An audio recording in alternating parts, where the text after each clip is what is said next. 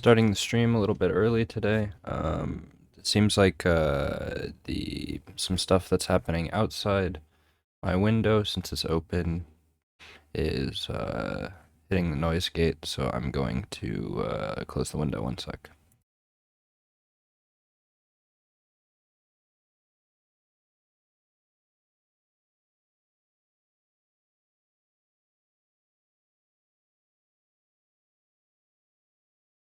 Okay, I'm back. It should be better now. So yeah, changed some stuff up about my desk configuration.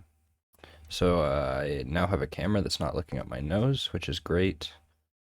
Um, and yeah, the focus is being a little weird. I'm using my mirrorless camera as a webcam. I think I'm about hitting the maximum or the minimum focusing distance. So when I sit back, it should be in focus, but it seems a little soft the more I move forward. Um, so yeah, I might fix that in the future. We'll see. But today, going to be working on yesterday's problem, day 4.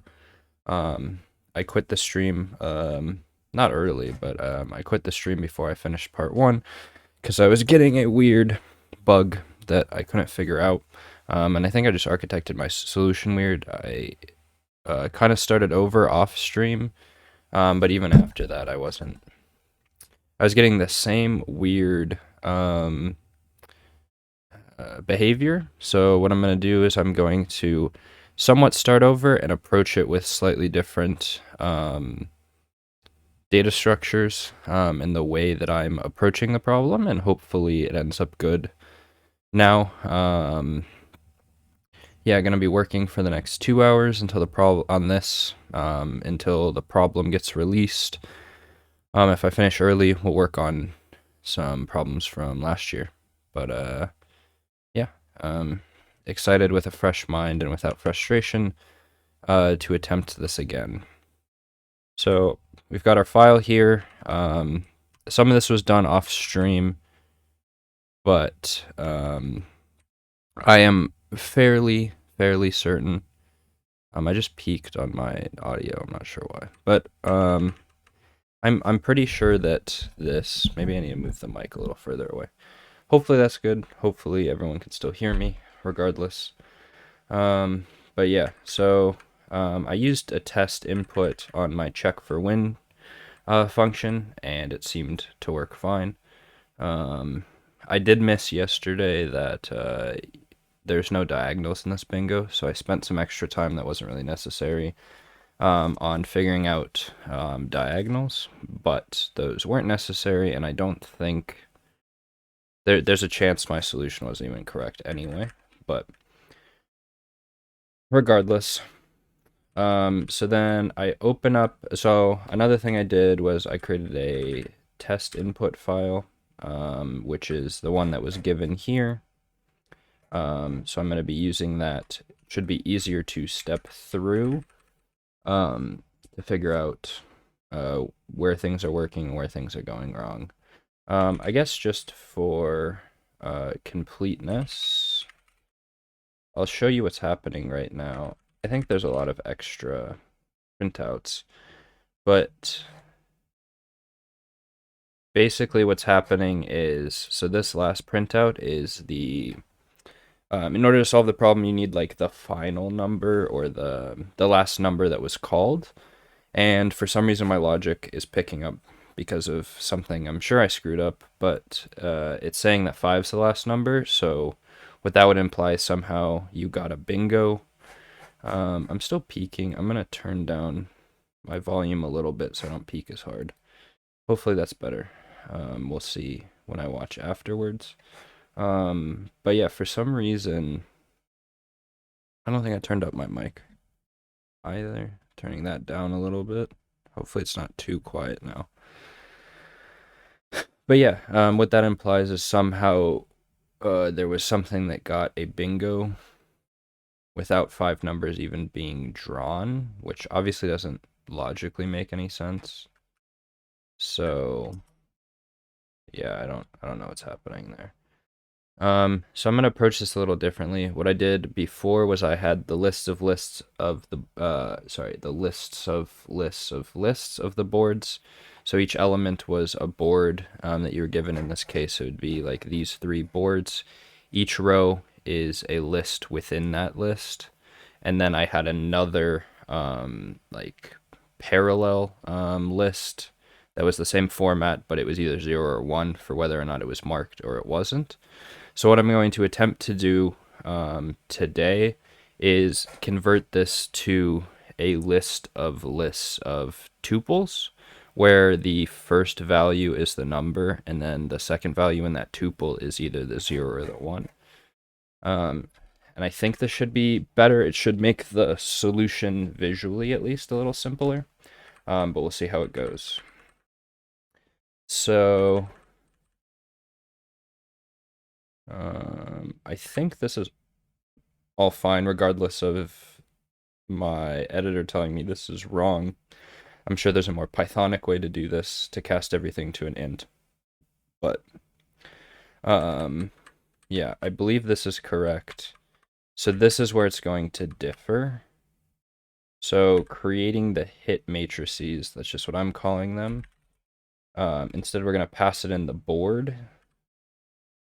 And we're not going to create a new hit matrix.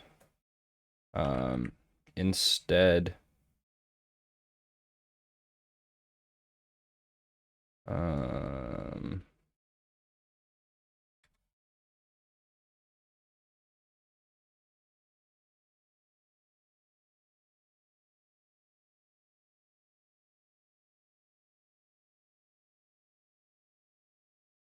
so for the 5x5,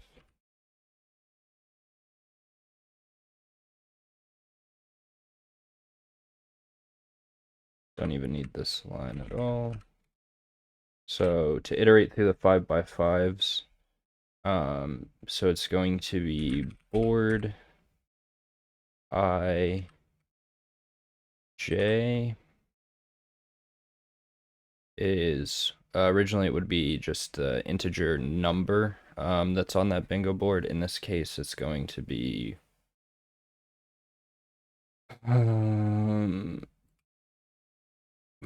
board I j comma 0, and then we're gonna return board. I think that's it.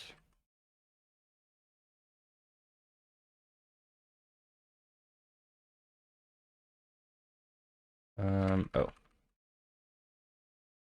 So we don't want to, I did this slightly wrong. So instead of doing it for a single board, it's going to be for board and boards.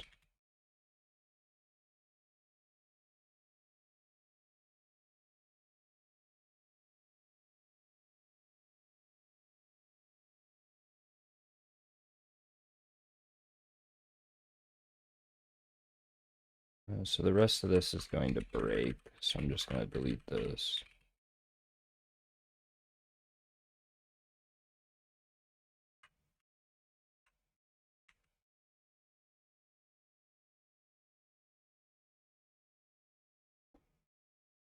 Yeah, so that does look correct. Looking at the sample input, yeah, that appears to be correct.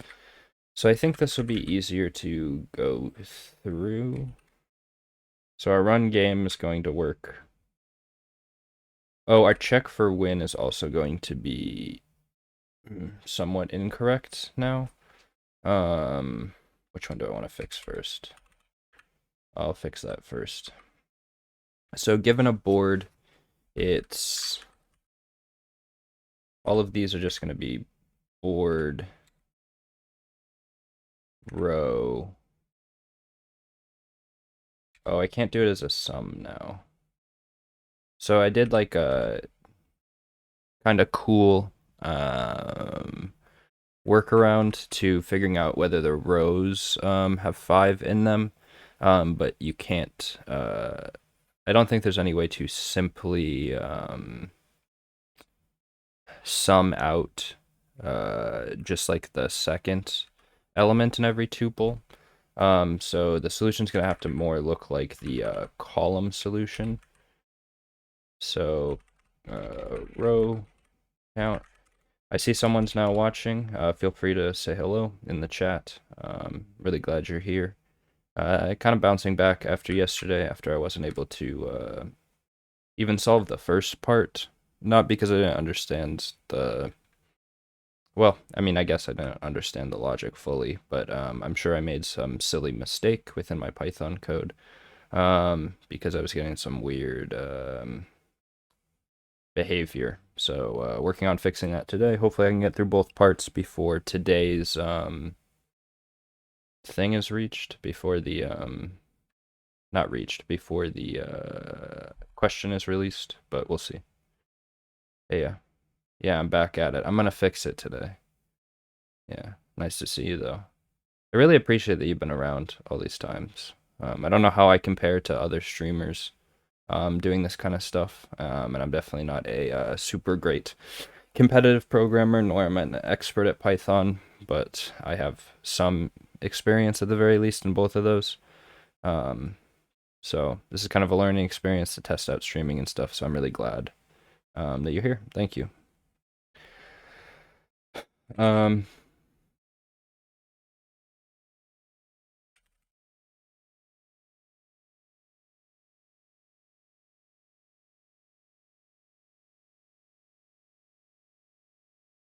mm,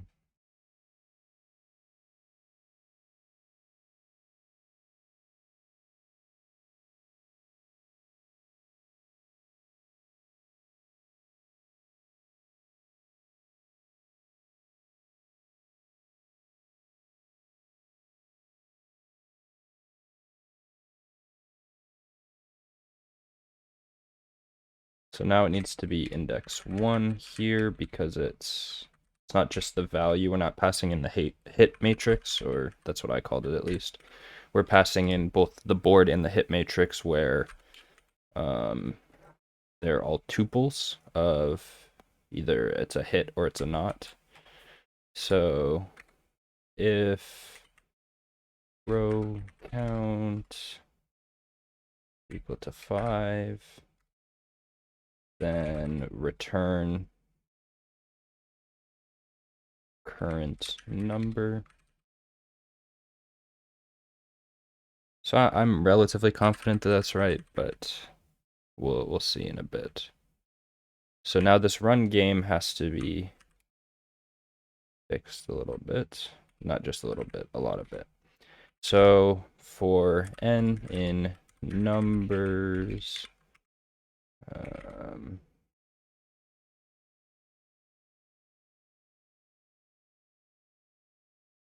I thought I fixed that today. So I'm using a different formatter now, but for some reason, must be the LSP itself, which I haven't done any configuration stuff on. It's doing those weird indentations where they're clearly not needed. And then for B in boards, and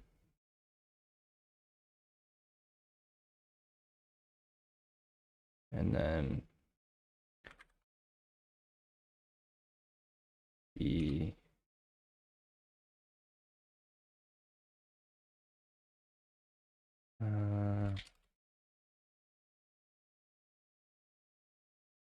or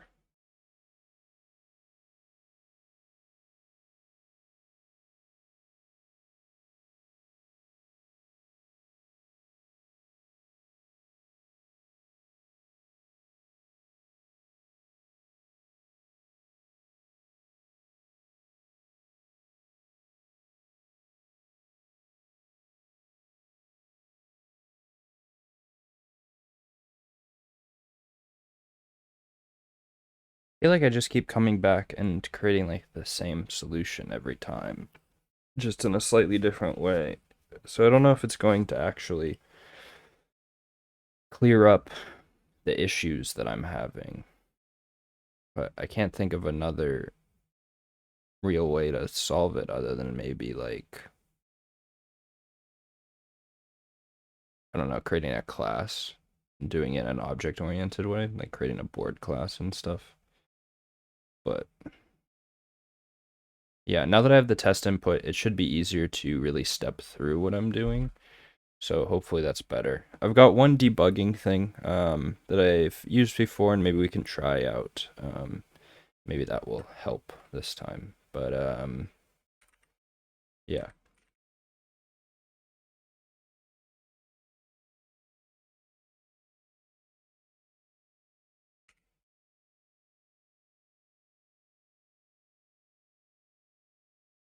I don't think the break's really necessary there. But um,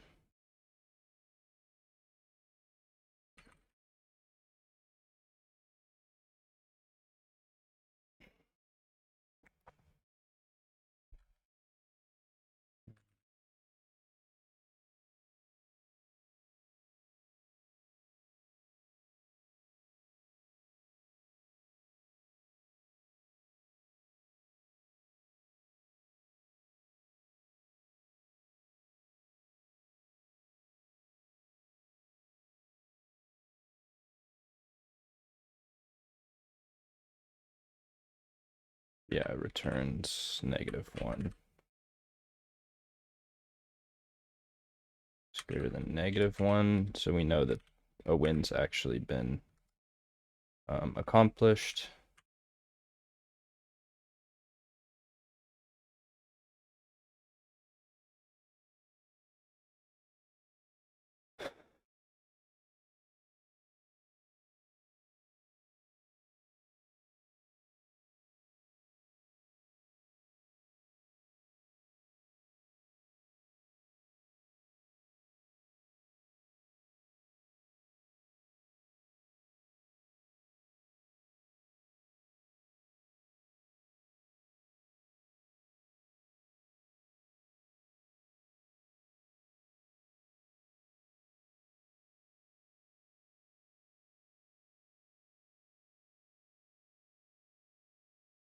Um,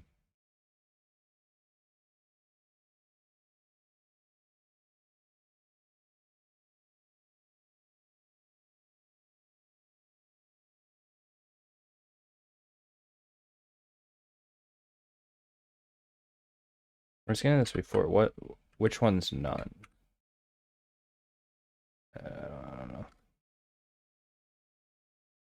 Tuple does not support item assignment. Okay. So that means there's a lot of things I gotta change throughout. So this is going to equal B row column 0, 1. Oh no, I think that's the only thing I gotta change. Oh.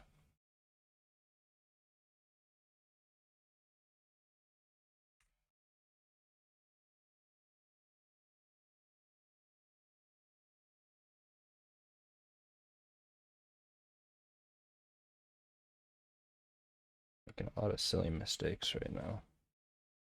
Oh, I'm not printing anything, so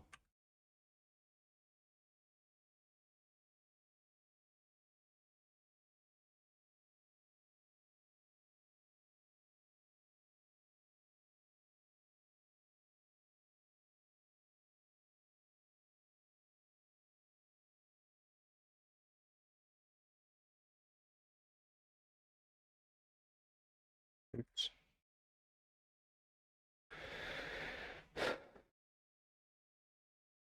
Okay.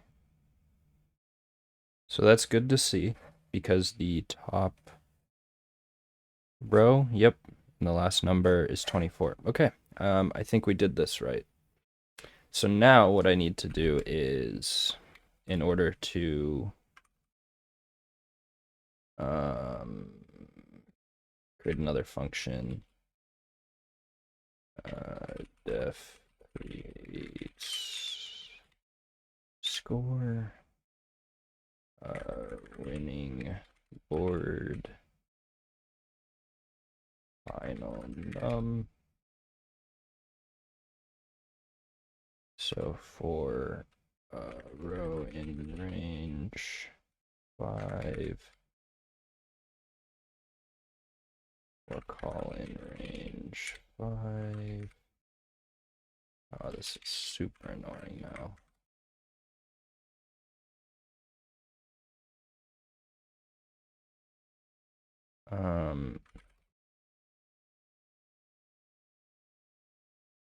Unmarked count equals 0. If winning board row column 1 is equal to 0, then unmarked count is plus equal to winning board row column 0, and then return count times final num.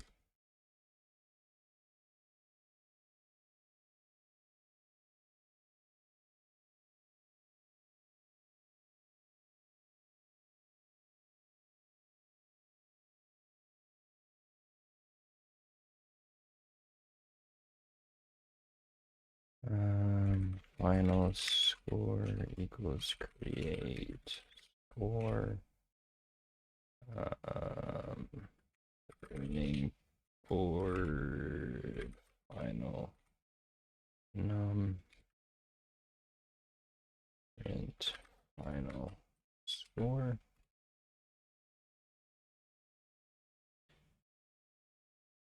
Yep, 4512. Okay, I did that right. So now it should just be enough if I give it not the test input, but the real input.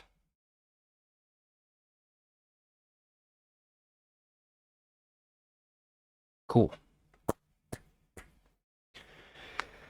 Clapping a bit for myself. Thank you, thank you. Okay, continue on to part 2. On the other hand, it might be wise to try a different strategy, let the giant squid win. You aren't sure how many bingo boards a giant squid could play at once, so rather than waste your time counting its arms, the safe thing to do is figure out which board will win last, and choose that one. That way, no matter which board it picks, it will win for sure. In the above example, the second board is the last to win, which happens after 13 is eventually called, and this middle column is completely marked.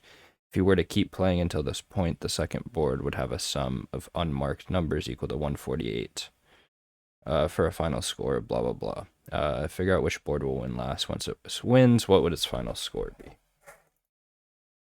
So,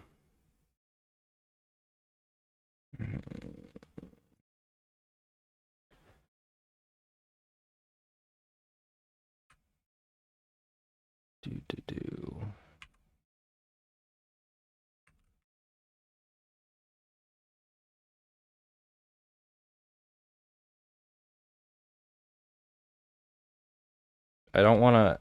What I'm afraid of is designing. So I think the way I'm going to do this is just every time there's a win, you remove that board. And now we don't have two lists that need to be kept in parallel, which makes it a little bit easier, but you don't have to remove. You just remove that board.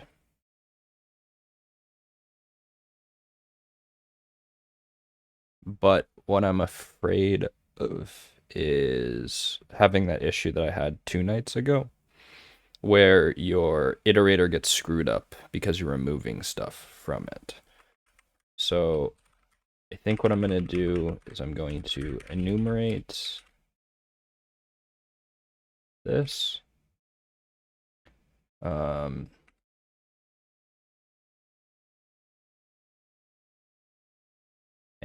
append. So like only do this part if bn not in, yeah. Winning boards.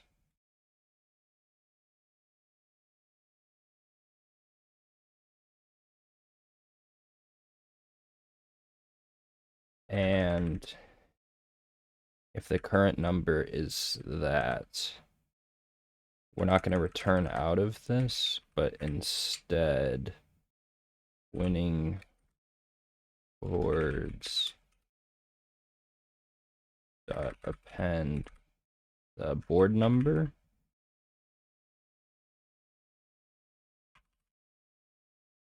So I'm going to finish that word.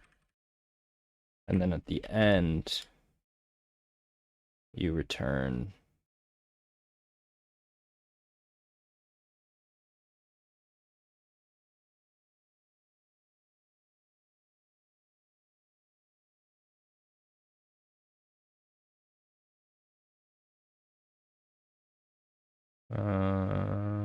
yeah, return boards.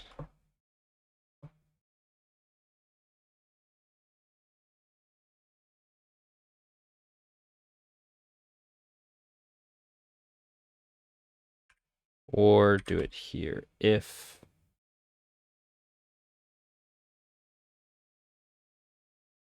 one moment, if the length of winning boards plus 1 is equal to the length of boards, then you return boards and current num. I think that's correct. And then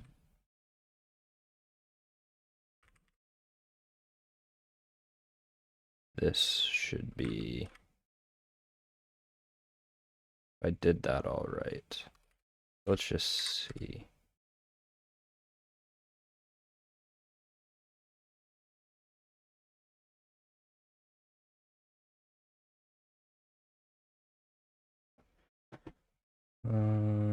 Where did it get a win?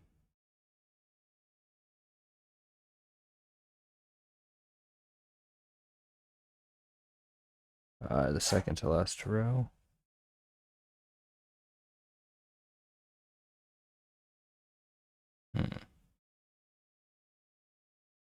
Oh, this isn't the test one, but that number's way too big. So let's do it with the test input. I thought maybe I got lucky, but clearly not.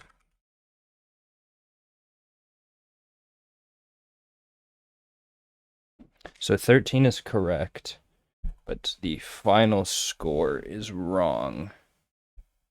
And why? And it's also not the middle column that's completely marked. Oh man, okay, I know exactly what I'm doing wrong though.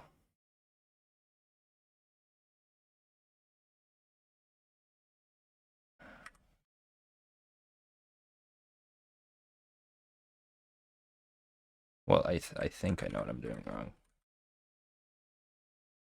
I'm just gonna call this winning, not technically the last winning, but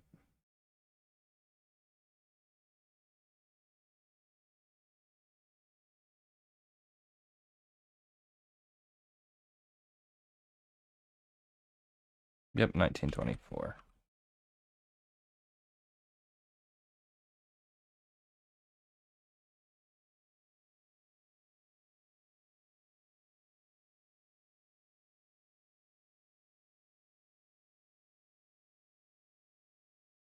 Which direction did it win in? 39, okay. The sanity check, it is in the right row. Ooh, man. So granted, I did have some boilerplate and a lot of working on this, both on and off stream last night. But I solved that real quick. So, I mean, I'll look at my ranking. It's not going to be good whatsoever. Yeah, fat jump up, but that's what happens when you take nearly 4 hours to do it. But dang, super glad I finished that.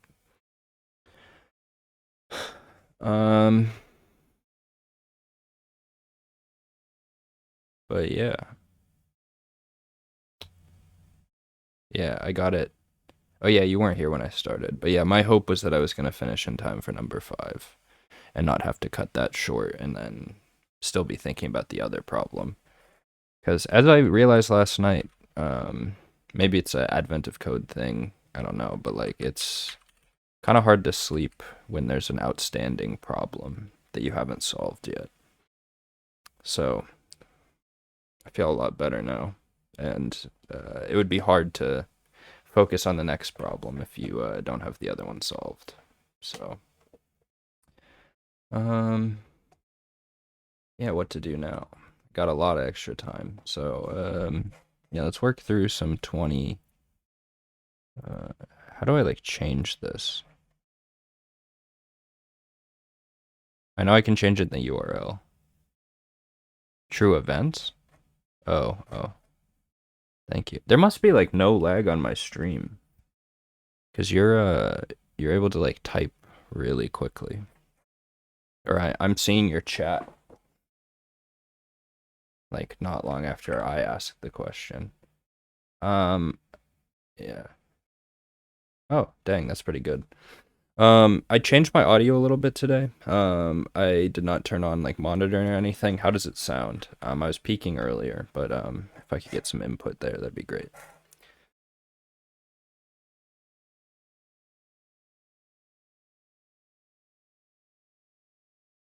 Cool. Um, oops.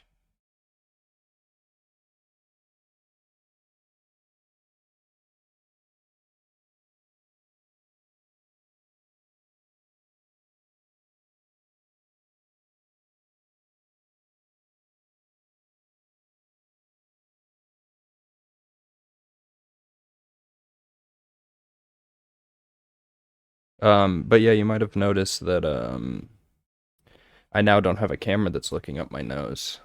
So I think that's definitely. I rearranged my desk so I could actually fit my tripod and my camera, or my mini tripod, up on my desk. So hopefully it looks better now. It wasn't completely up my nose. It's like the same as most like laptop users' view is generally, but trying to make this a more professional stream.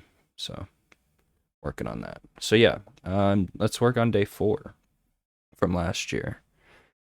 You arrive at the airport only to realize that you grabbed your North Pole credentials instead of your passport. While these documents are extremely similar, North Pole credentials aren't issued by a country and therefore aren't actually valid documentation for travel in most of the world. It seems like you're not the only one having problems, though. Oh no. When I hear that something's fun, well, maybe it is fun, we'll see. But fun doesn't necessarily mean fun, always. It seems like you're not the only one having problems, though a very long line is formed for the automatic passport scanners, and the delay could upset your travel itinerary. Due to some questionable network security, you might be able to solve both of these problems at the same time. Ooh, hacking the system. The automatic passport scanners are slow because they're having trouble detecting which passports have all required fields. The expected fields are as follows. BYR, birth year, IYR, issue year, EYR, expiration, height, hair color, eye color, passport ID, country ID. Passport data is validated in batch files, your puzzle inputs. Each passport is represented by a sequence of key value pairs separated by spaces or new lines.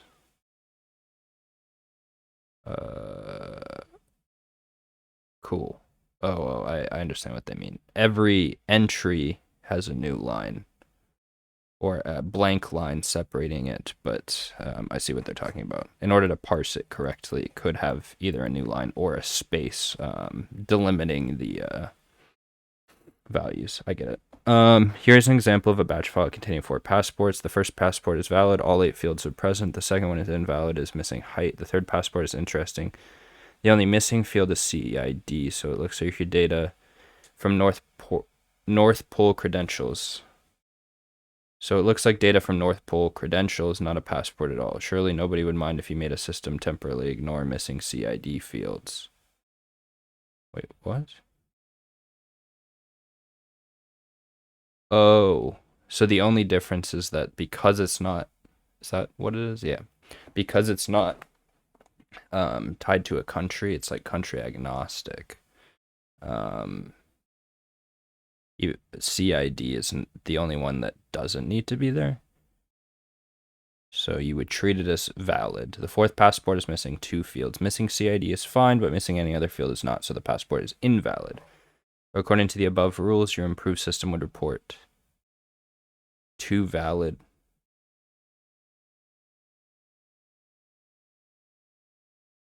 Oh. I thought the first 2 were valid, so I thought it'd be 3. I understand.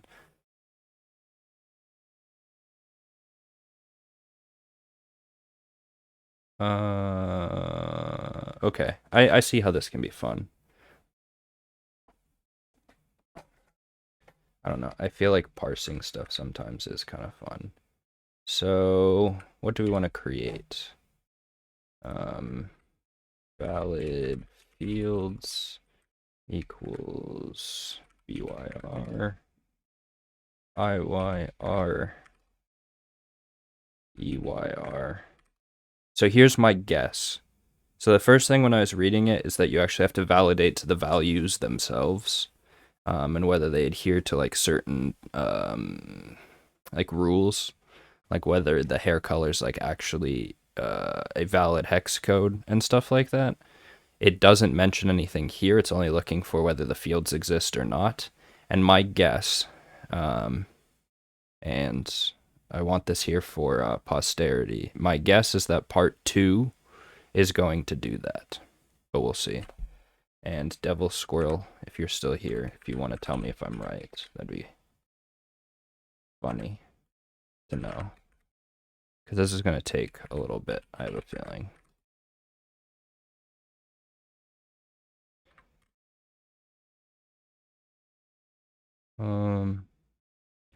So CID is optional, so I think I'll handle that later. I don't even think you need to handle it at all. But yeah, we'll see. So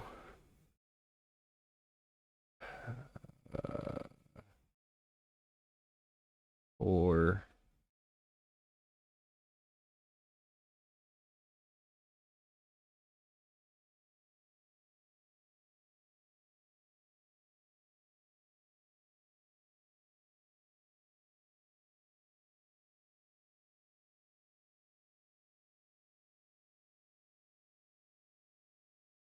so if it equals a new line, what we're going to do is we're going to passports.append passport, and that's if the whole line, yeah, I know it doesn't exist yet. So that's if a whole line is a new line, which is how you know that they're like the separation of passports. So otherwise,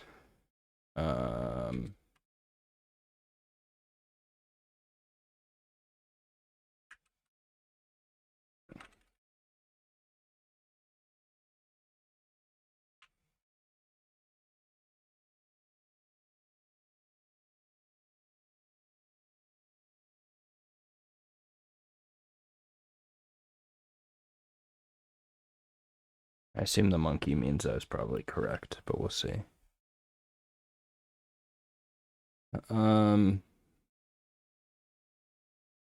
So else then passport.append line.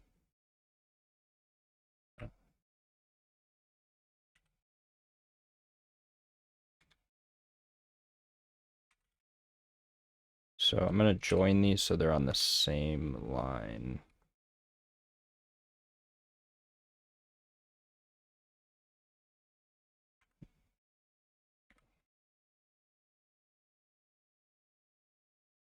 And replace. Oh no, I don't want to replace the new line characters. I gotta parse it after. So I think that should be enough.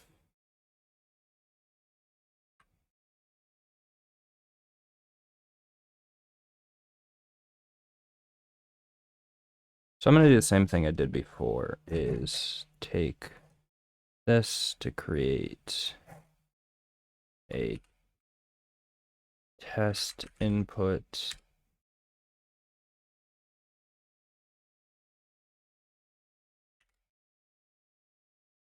and use that right now.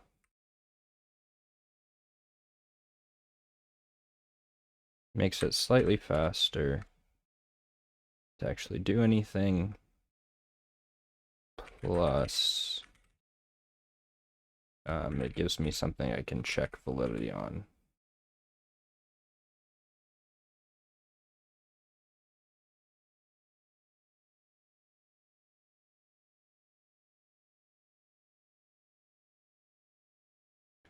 No, I did something wrong.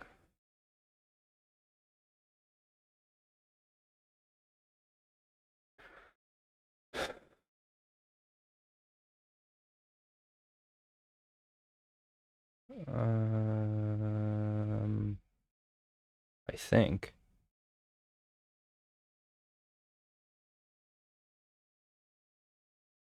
So the first one's right. I mean, there should be 4, right?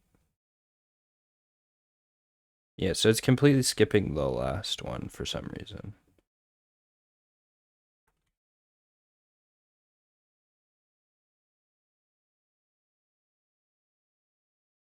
Oh. Oh, so I just cheated a little bit, so now it will have all 4.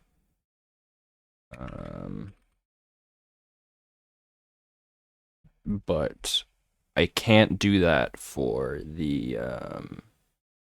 actual. I mean, I guess I could just add a new line at the end for the actual one, but I don't know off the top of my head how I could check that it's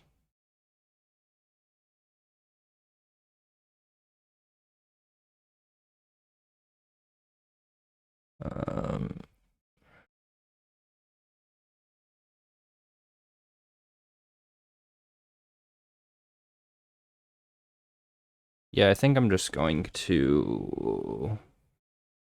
I don't know what to do.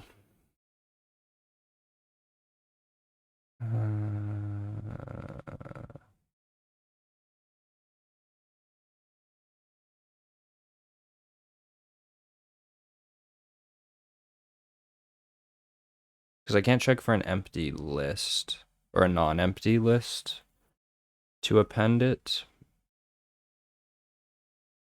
to the passports, but wait, could I? If the line is a new line or it's not empty.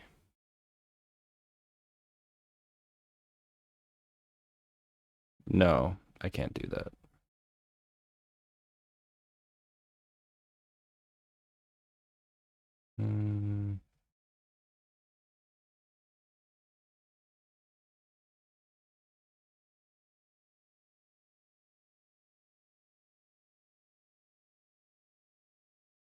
Oh, I can just do it outside.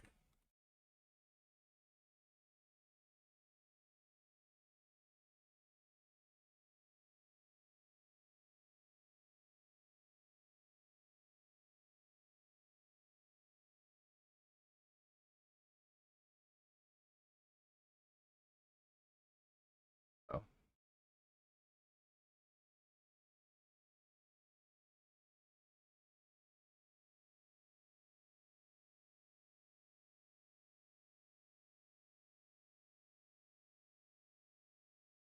yeah, cool. That's how we do that.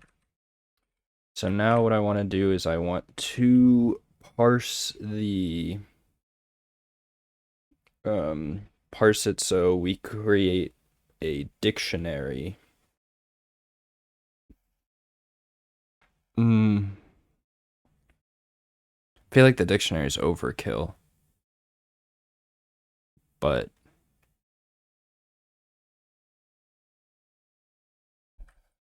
let's see, for passport in passports.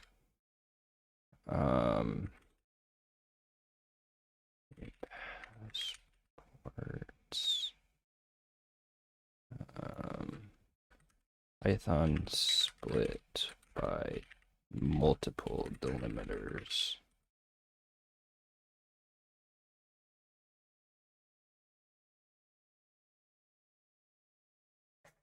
Okay. Use some regular expressions.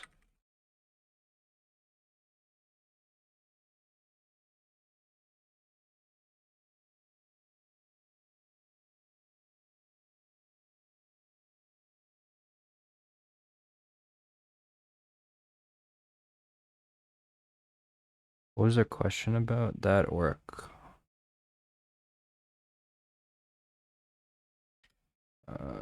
that or a new line.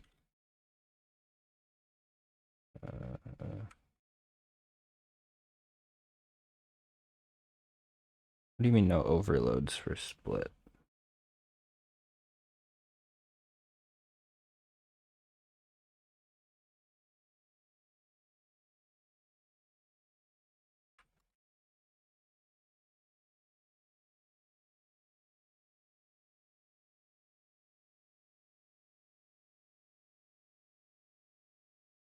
No overloads for split match. Oh, there we go.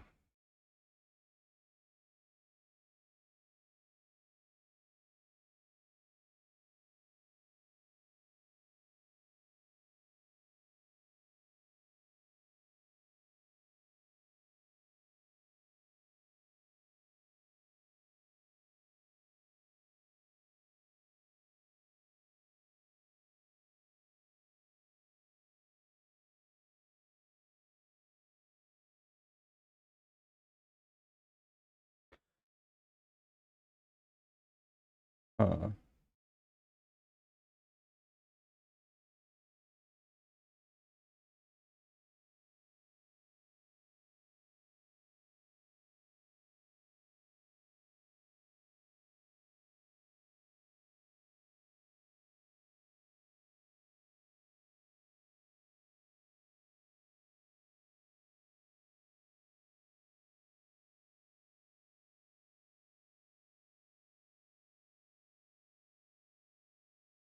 oh no, it does split it. So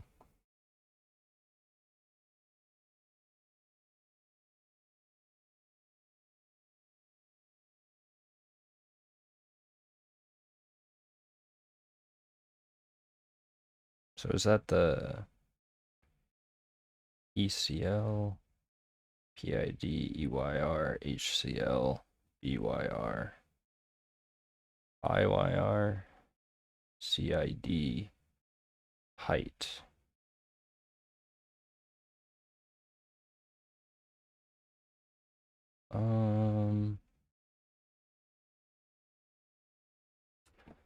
I don't know. I think that's correct, but it's not.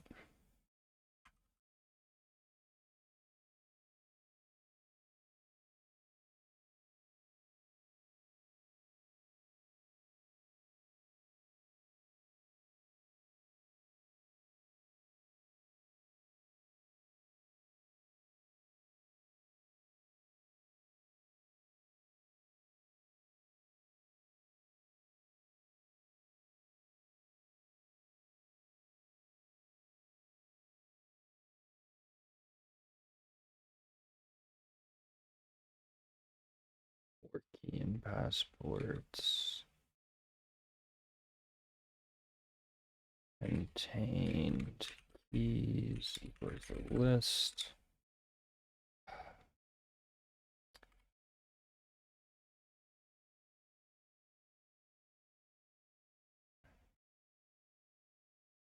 Contained keys dot append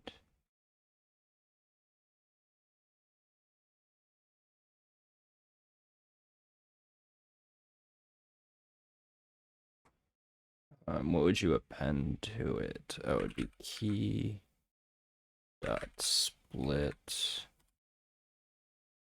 by colons.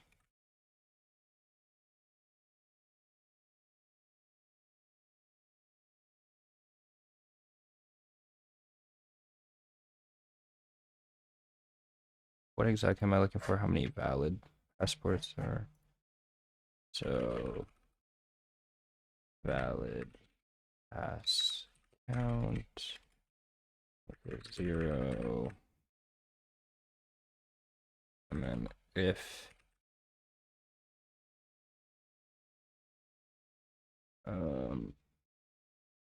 so it's not just is it equal, but is it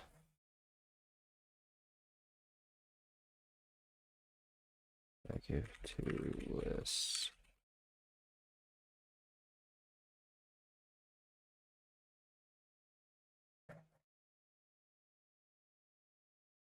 Yeah, so we want it to be regardless of order.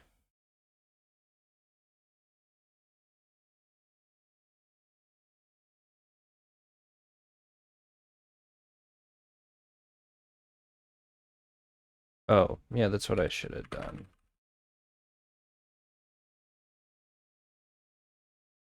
from the beginning.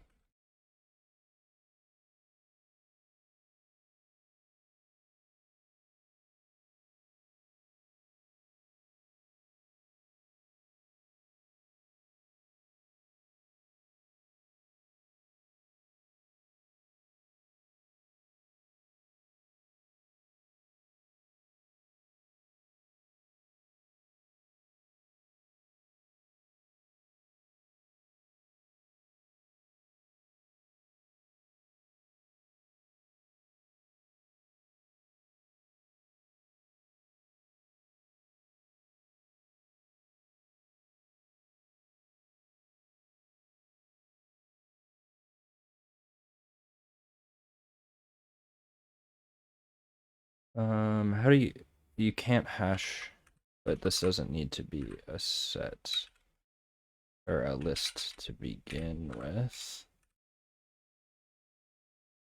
Off the top of my head, yeah, it's add.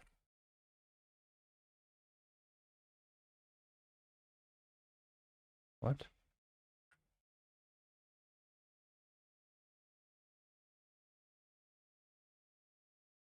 Oh.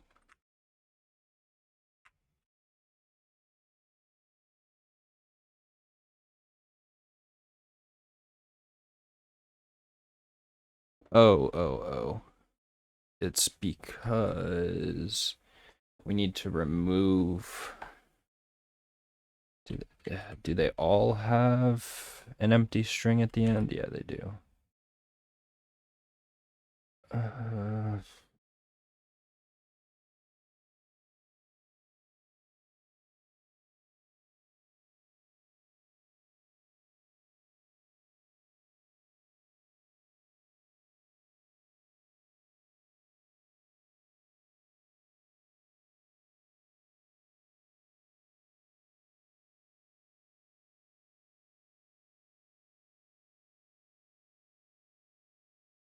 hmm. So there's one that's valid. So something weird is happening.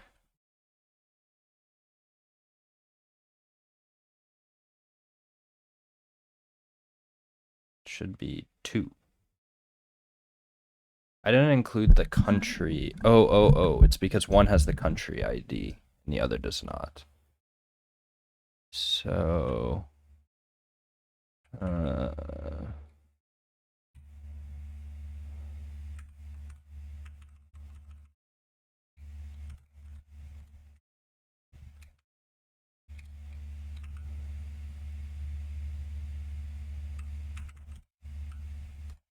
guess it doesn't matter where it is.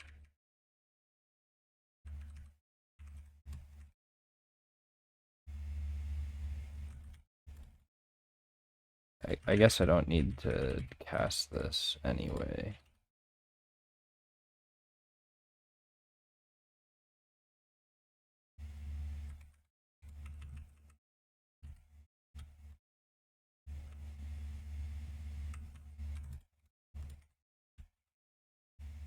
Cool.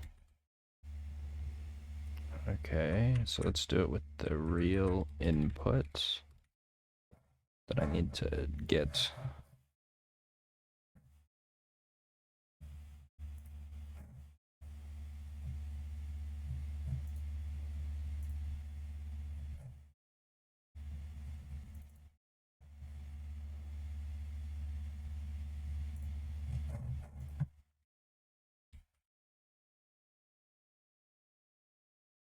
245.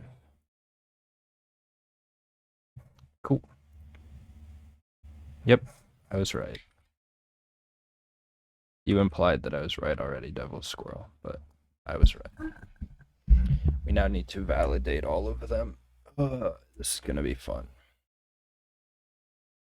Okay, the line is moving more quickly now, but you overhear airport security talking about how passports with invalid data are getting through. Better add some data validation.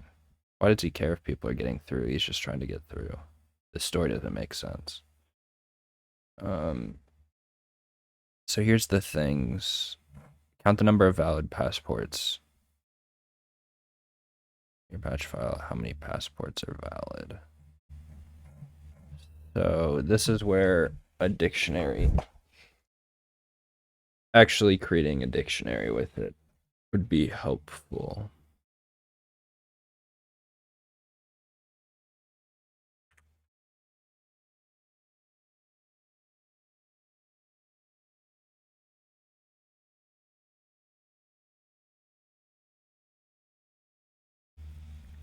Oh, no, this is a list.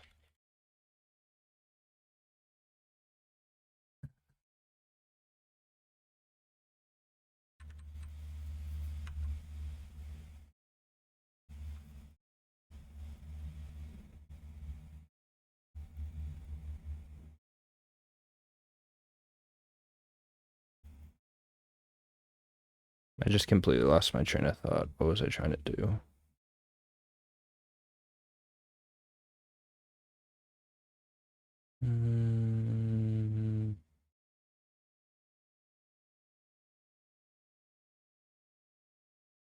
How do I want to do this?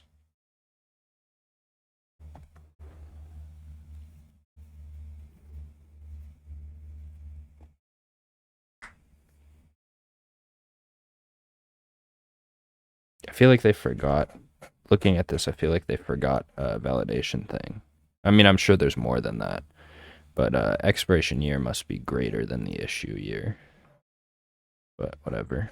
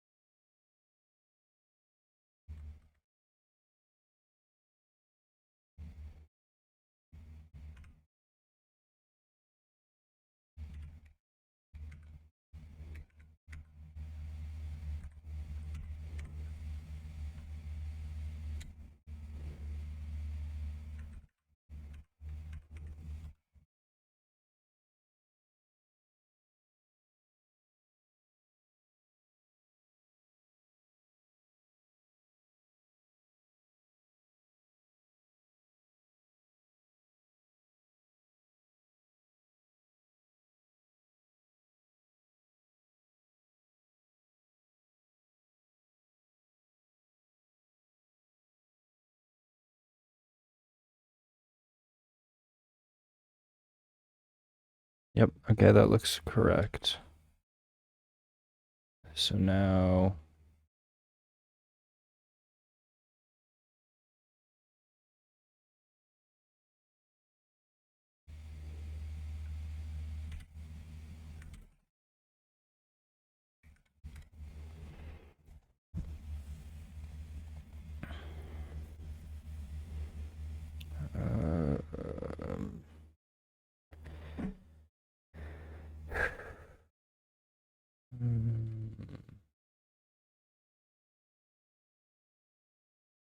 So if passport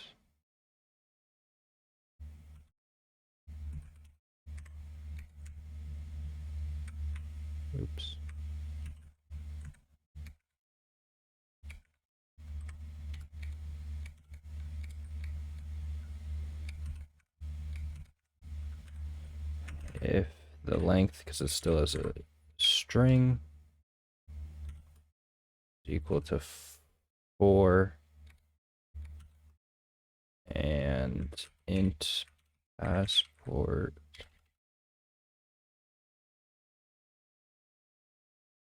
what? I never type annotation not supported for this type of expression. I'm not giving it a oh.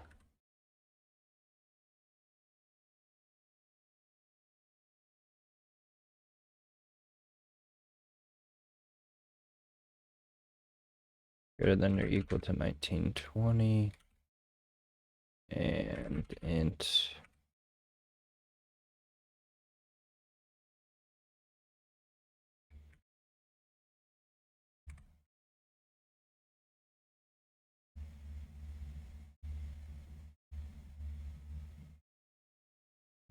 and at most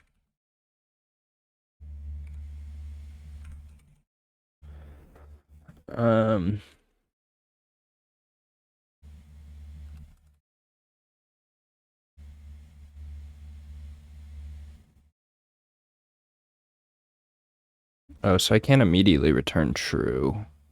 So I need to negate everything.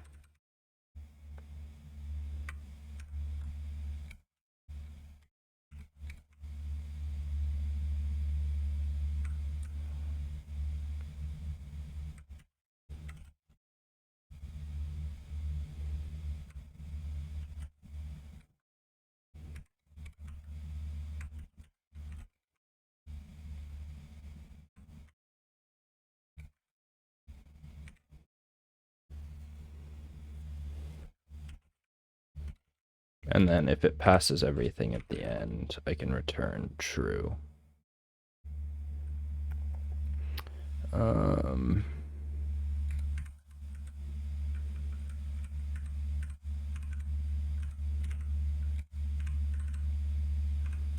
I guess this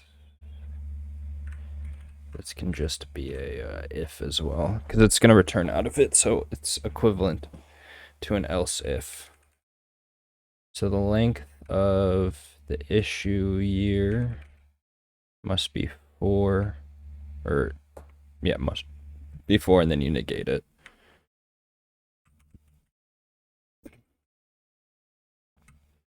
At least 2010.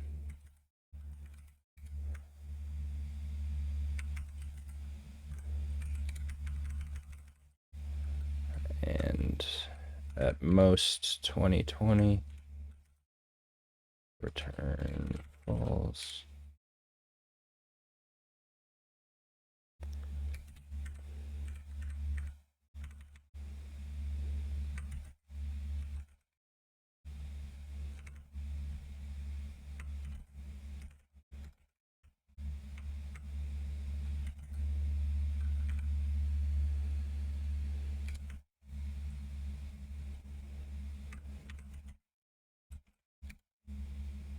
Okay. So for height, it's a number followed by either. Ooh, this is going to be fun. Is that what it looks like? Yeah. So I can subscript from the back to get the.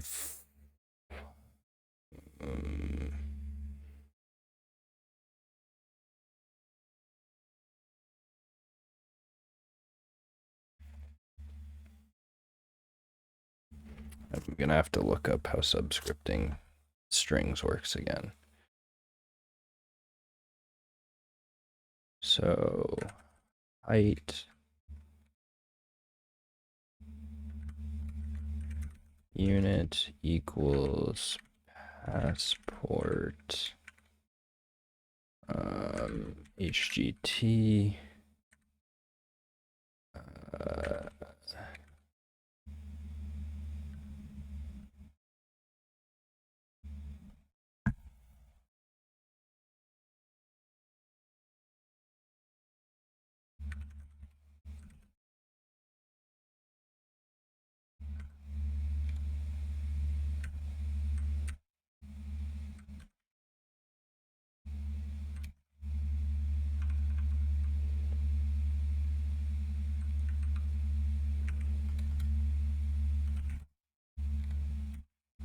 Oh, I don't even need the list here.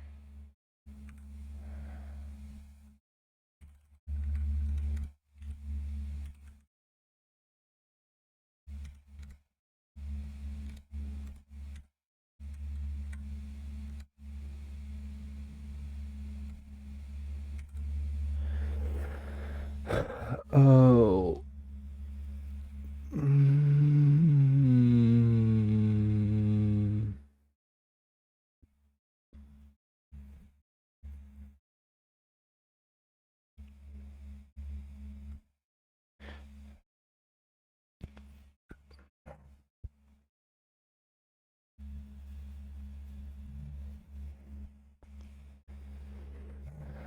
So it doesn't have a height. So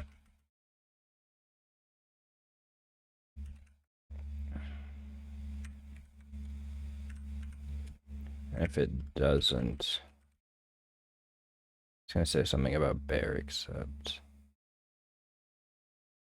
Um,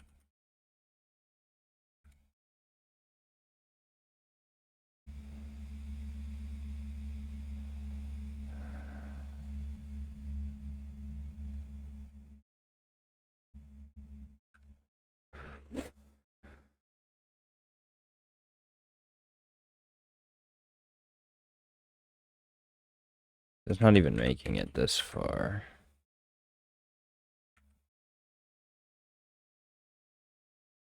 So let's check that first.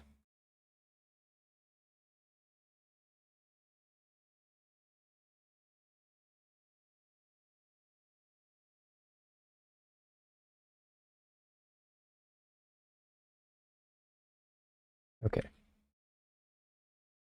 So I did this part right. But it's not making it through these ones correctly. Or one of them's failing. So how many valid passports are there?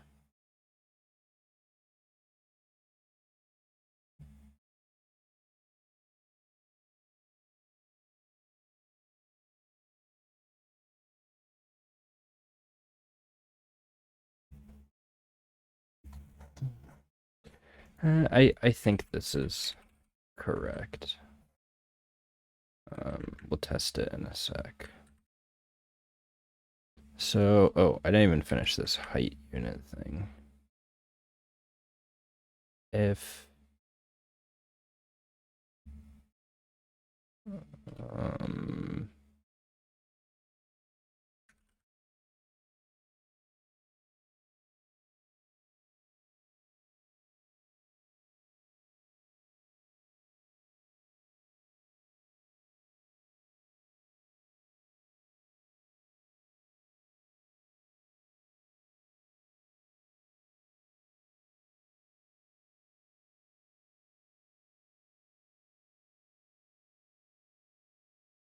so annoying.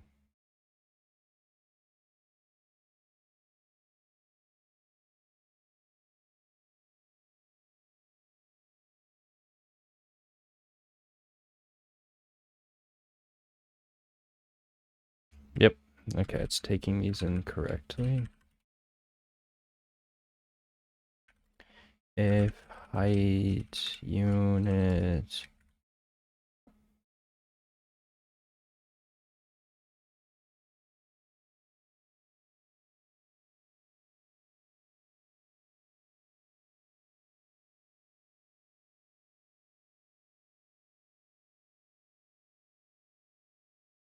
if it's in centimeters, if height, this should be casted.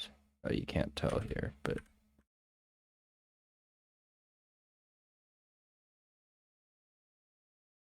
so it needs to be the opposite, right? So at least 150, so less than 150, or height is greater than 193.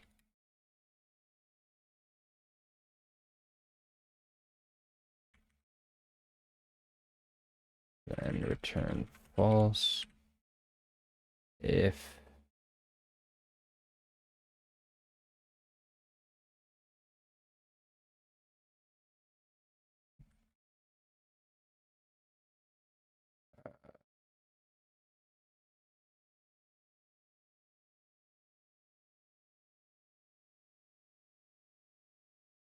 I don't know. I feel like 193 is like not that tall. I don't know much about the metric system, but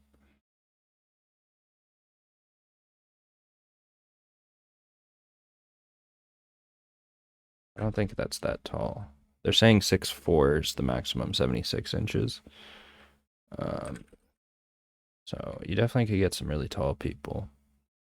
So less than 59. You also can't be below 4'11", which is also kind of weird. But whatever. I'm not gonna hold it against the problem.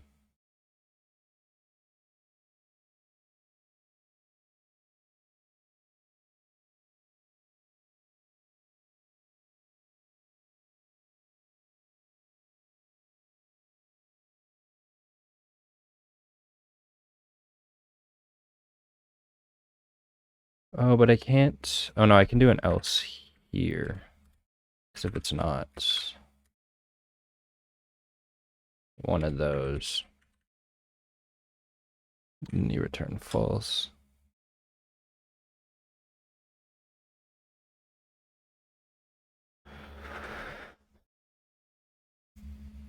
Followed by exactly 6 characters. Okay, so this is where regular expressions are probably the right.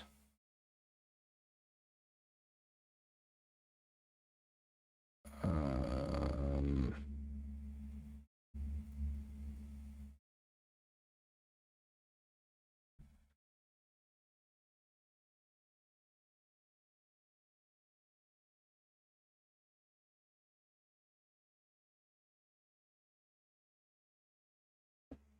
Pattern string flags.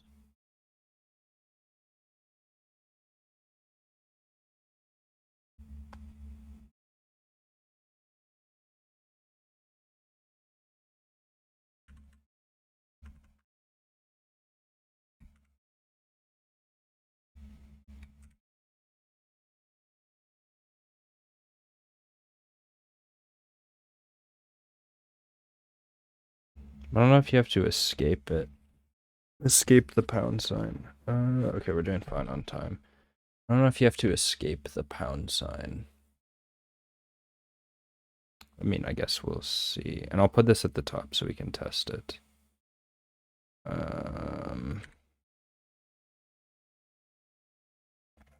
Actually, I can specifically look this up.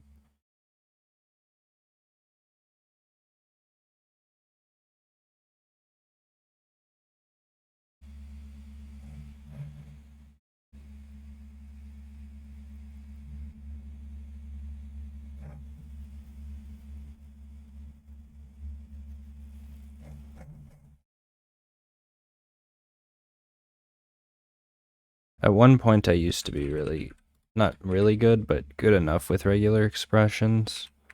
But I'm now at the point where I just have enough to get by with like Vim and stuff like that.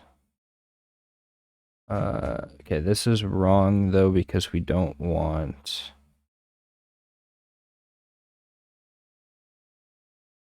We don't want a colon.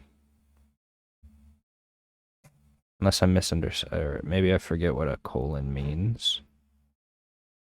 In this case, I'll make it a little bigger for those viewing at home.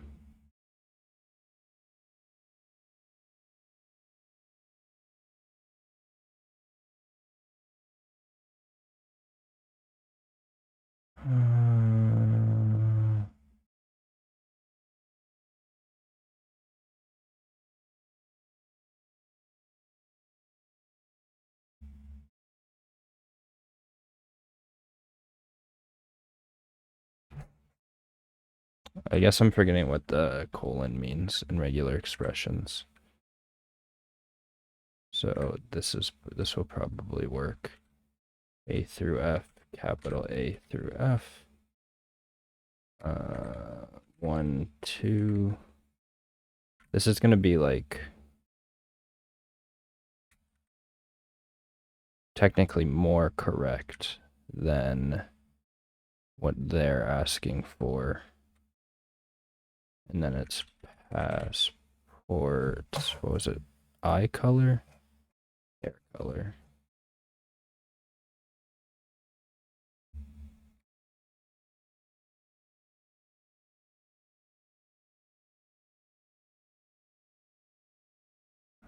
I think this is technically correct.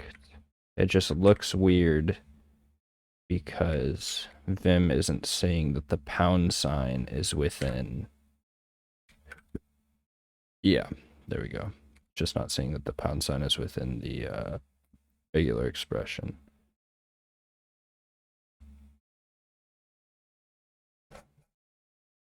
So means that there's not a match.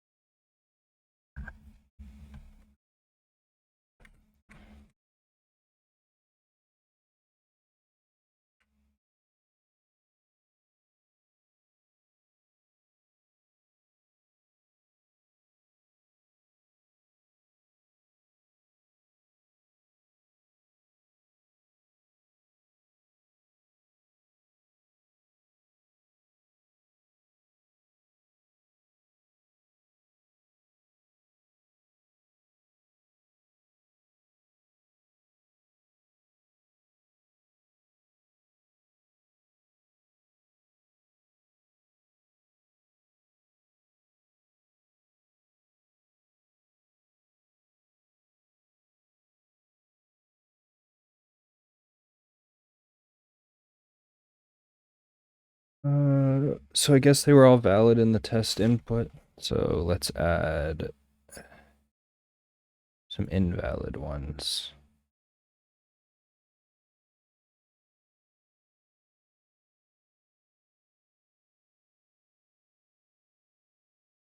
Also, why are they saving the...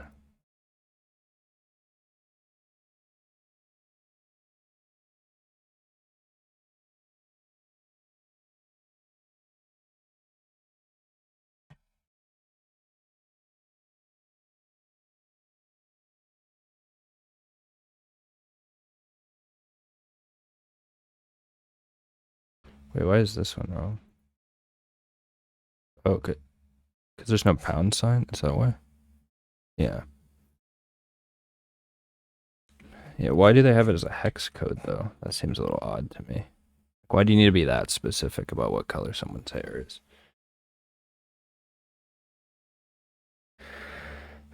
Okay, so... Cool, we know that works. I'm gonna leave these print statements in just in case I gotta debug later. So let's add a new one. If passport ECL not in AMB amber? That's weird. Or ambiguous, maybe? I don't know. Brown. People have gray eyes.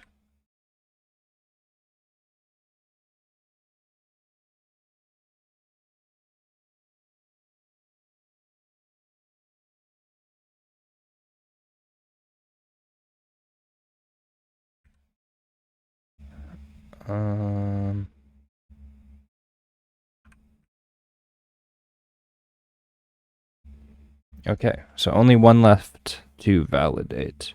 There's a chance my conditions are still wrong, but we'll see.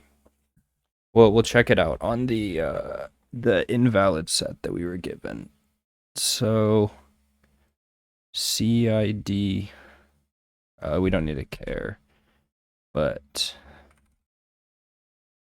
if length of passport I'm leaning back in my chair, so it's a little harder to see me, so sorry about that. Because it's such a tight camera. Passport.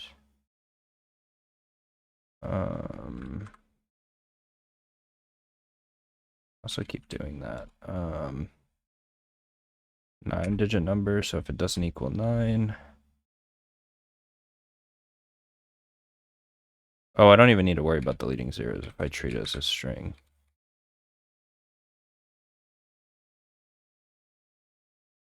Then kind of a final else. Turn true.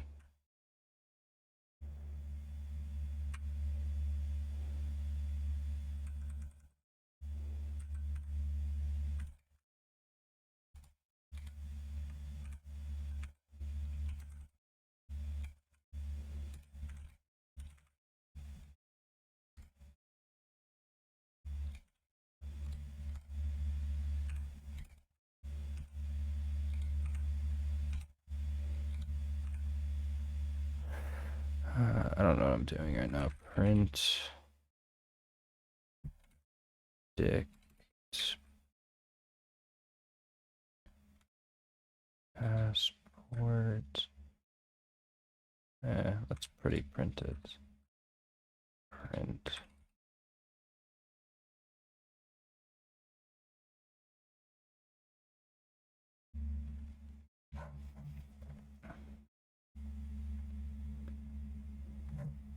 Okay, so this one is incorrect. But why?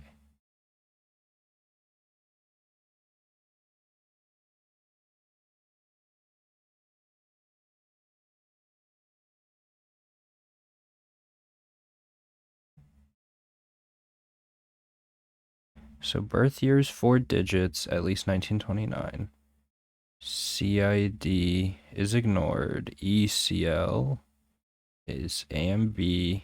EYR, expiration year, is between the two. HCL, that's a valid hex code. IYR.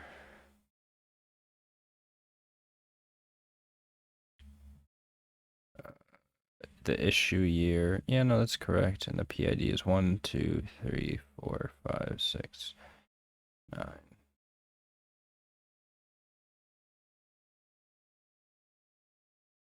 Wait, what's invalid about this?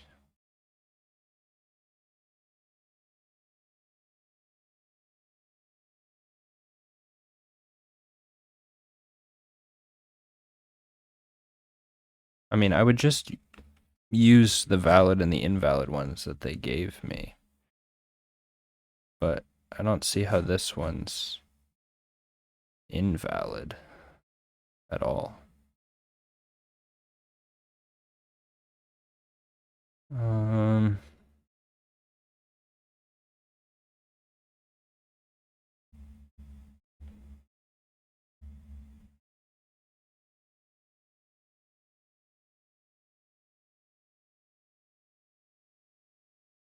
Okay, so the birth year is 4 digits. Issue year is 2013. That's in the right range. Expiration's 2023 in the correct range. Oh, it's because it doesn't have the height, but that should have been caught before. Oh, it's probably because the height is in a weird... Oh no, it just straight up doesn't have height. But that should have been caught here.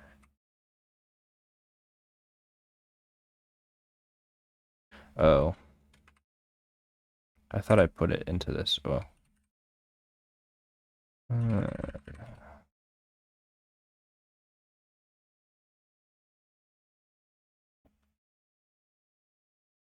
So that should filter this out.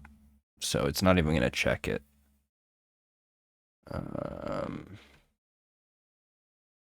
If is valid.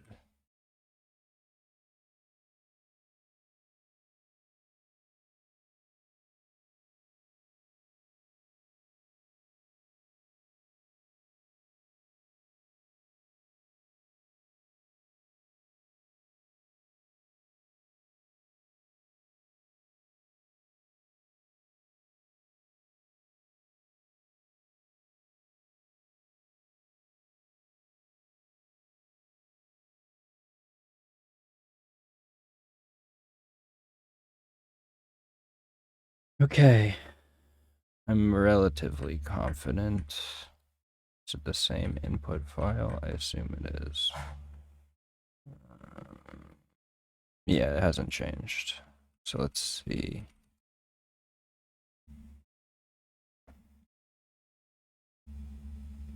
Okay.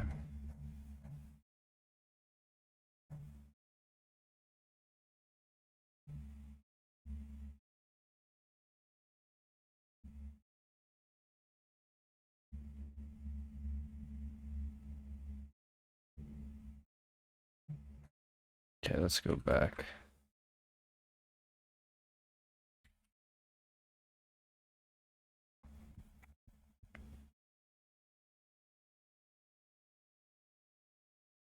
Oh wait, why is this one?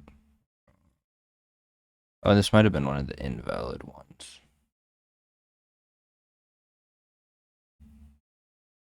Yeah, the expiration year. Because it cut out the one that the two that weren't valid simply because they didn't have enough or didn't have the correct keys.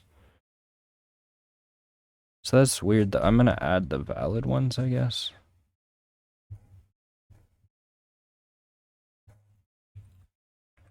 Maybe see if I can. So let's check all the valid ones. Make sure those are valid.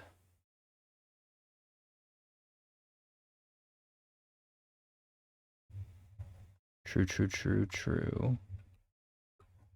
Okay. Now let's give it the invalid ones.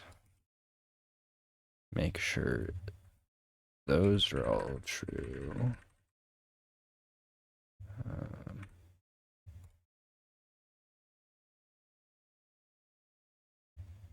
Or sorry, they're all false, which they are. So that's mighty odd. Um,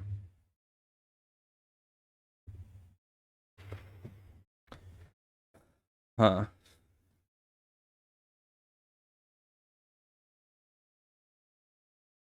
Make sure we just get 134 again.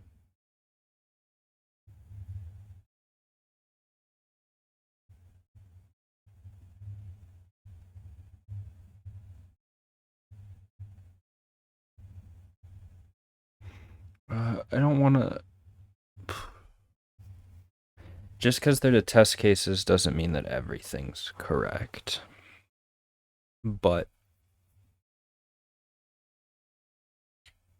I don't know how else to do this. It passes the test cases fine, but for some reason when it scales up to the full problem set, it doesn't work. But why?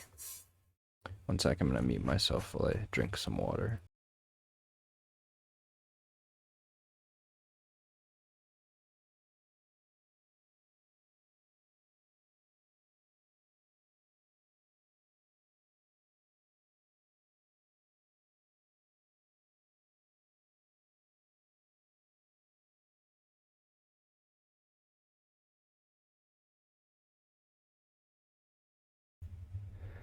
Huh. I don't know. I really don't know how to effectively debug this. What I could do is I could add to all the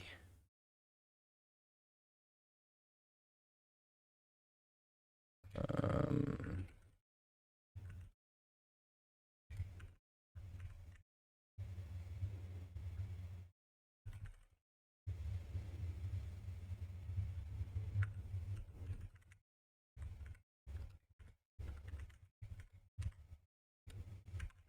and I can see which ones are invalid for certain reasons.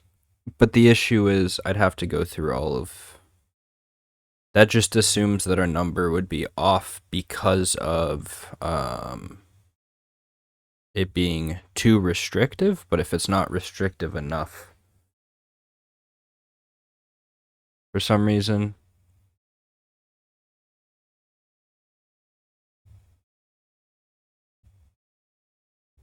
yeah, if it's not restrictive enough, then this won't help but I guess it's somewhere to start.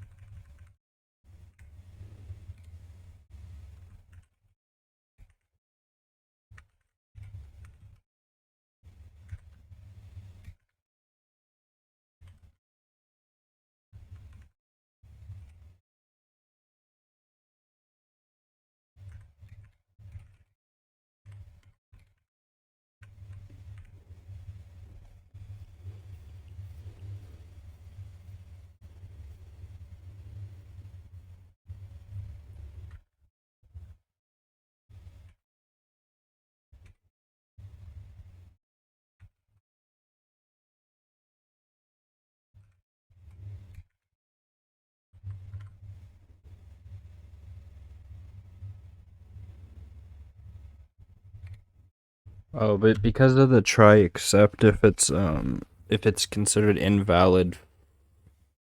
Oh no, that's still gonna catch it anyway. It's not gonna distinctly give me why. Like, it's not going to explicitly tell me which condition failed, but I should be able to inspect that.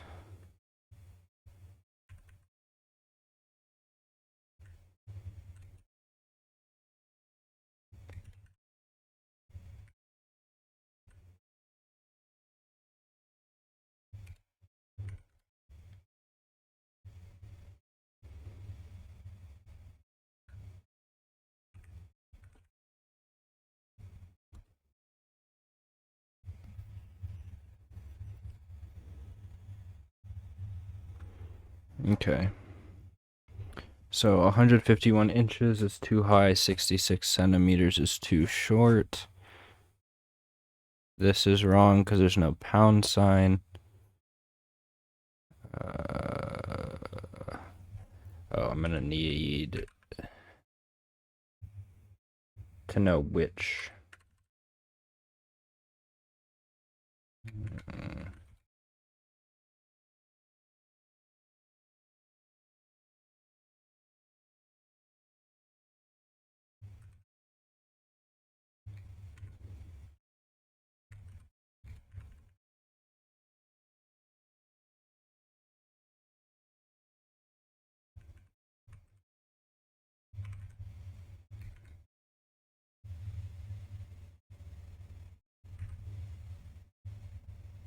It shows that my mic's making sound. I can play around with my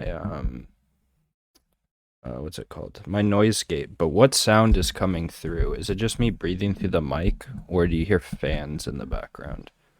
Because my laptop is making quite a bit of noise. I'll be quiet for a sec so you can hear what I'm talking about. But or maybe it's my keyboard. I don't know. Oh, now it's not happening anymore. But if there's background noise, can you let me know what the background noise is?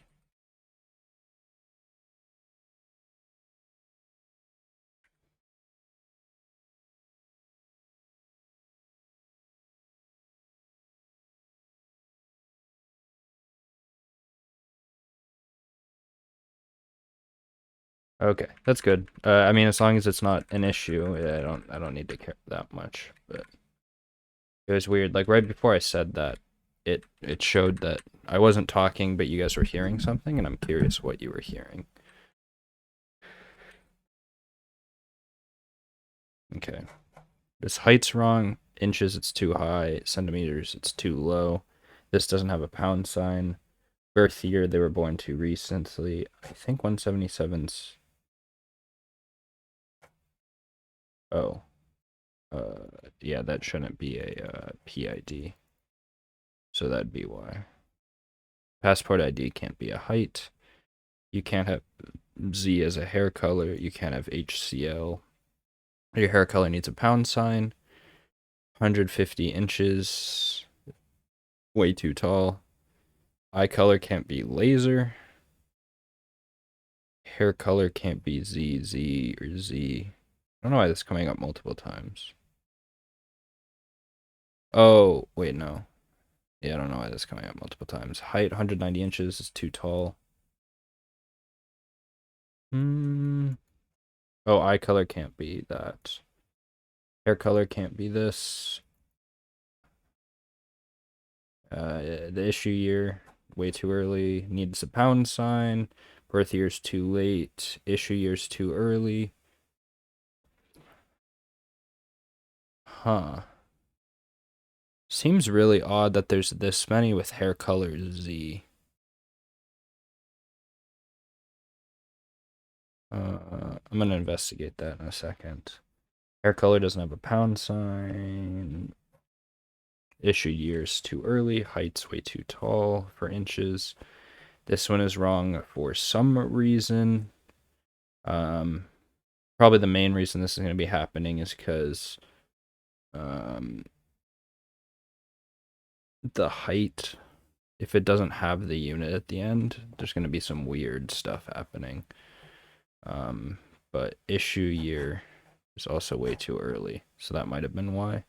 But when it prints out the whole thing, it's because it broke out of the try except loop for some reason. Birth year is too, but this one's like really wrong, so I guess that's good. Height of 67 centimeters, too short, no pound sign. This is so weird. I have a feeling it's not that it's too restrictive. It's going to be not restrictive enough, and I like forgot something. But I don't know.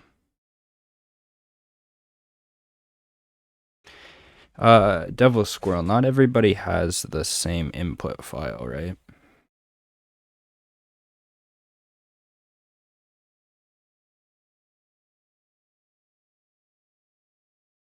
Eye color's wrong. Yeah.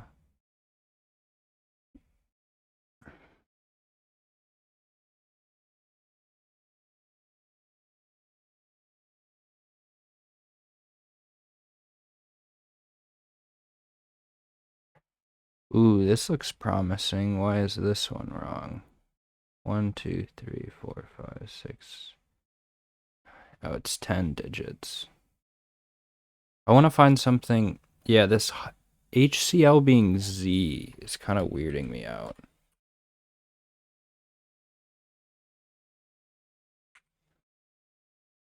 I guess they're really.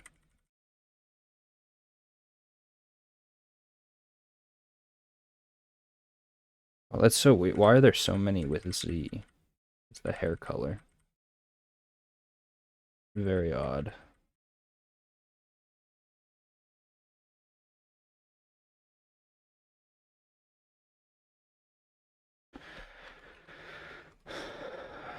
I guess I don't have as much stress to actually figure this out because I feel like this is going to be a real pain to debug.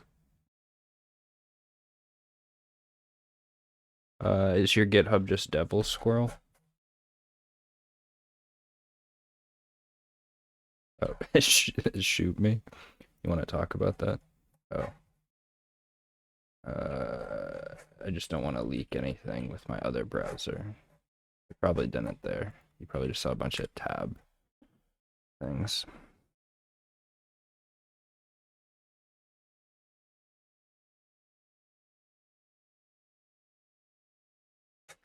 Does it say what? Is this like your answer? The 226 was part 1 and 160 was part 2? Yeah, okay.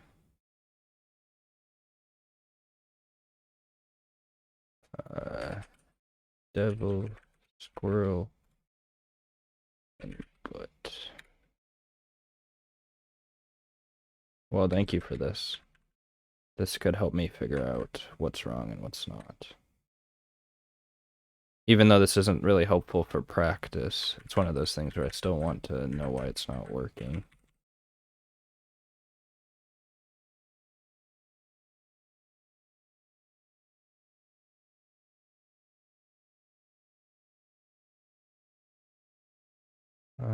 Is that not what it's... Uh...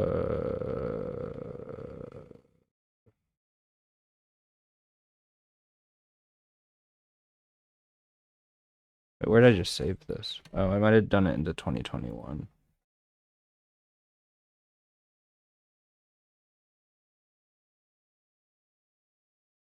Yeah.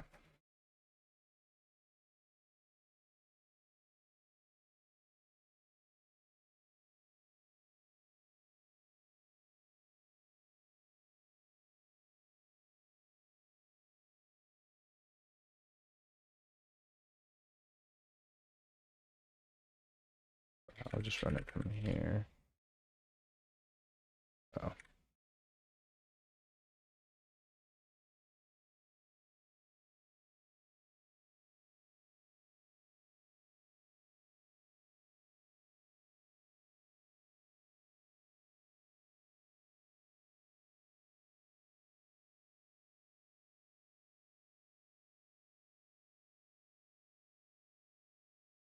Oh, I'm not printing at the end.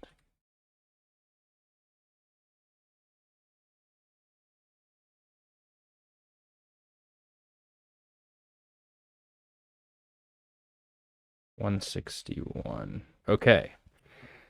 So that's good. I now know that there's, well, one case that's wrong. Or there's one off, which means if 160 is number of valid passwords,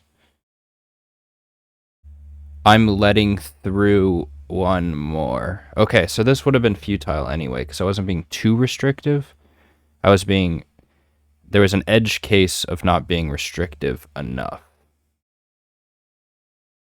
So, yeah, one off. I mean, I wonder, out of curiosity, I wonder if I can just take my input and subtract one. I still want to figure out why it's wrong. Don't get me wrong. But I wonder if I can just do 133 and if that's correct. But I do want to figure out why it's wrong. Oh my god. Ugh. God damn. It's pretty funny though. Well, thank you for helping me, like, guess and check, I guess. I don't know. What's the best way to figure out why this is wrong? Um,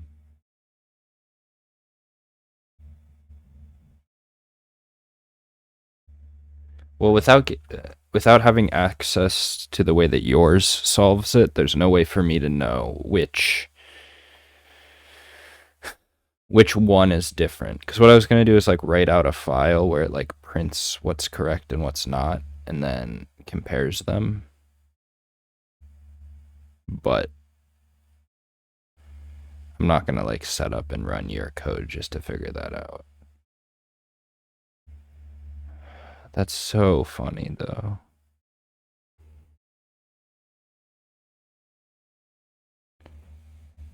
This is like such a difficult thing to debug. Like I really don't know where I would start. I mean I could, yeah, but my test, yeah. No, you're observing that it's tough too. But like they give you a test input of valid ones, they give you a test input of invalid ones, and it passes both fine. So like I don't really know what I would do unless I went through and inspected all. I don't know how long it is, but more than 250.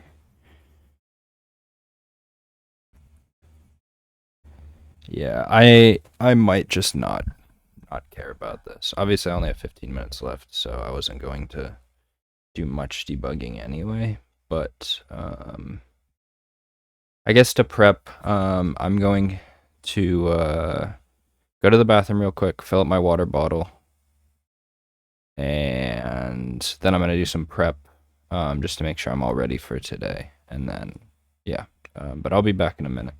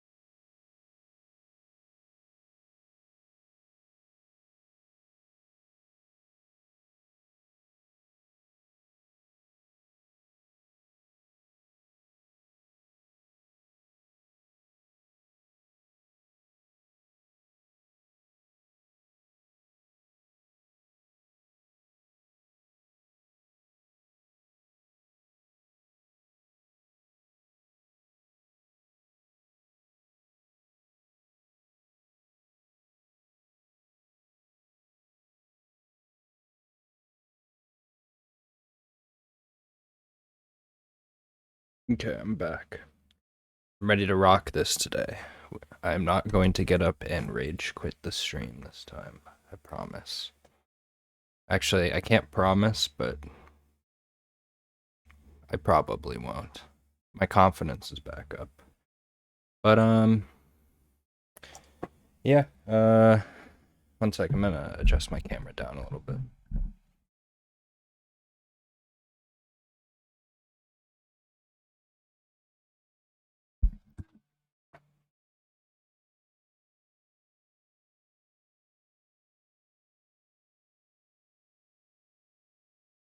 Yeah, that'll work better if I'm leaning back a little bit.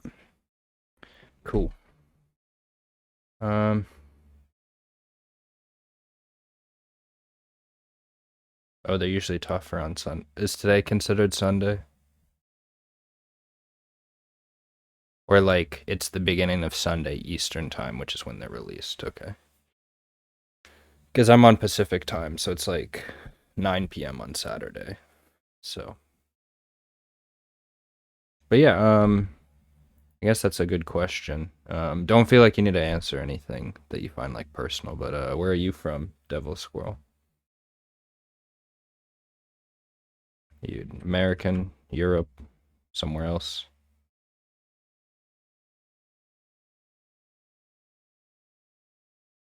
Middle of the country.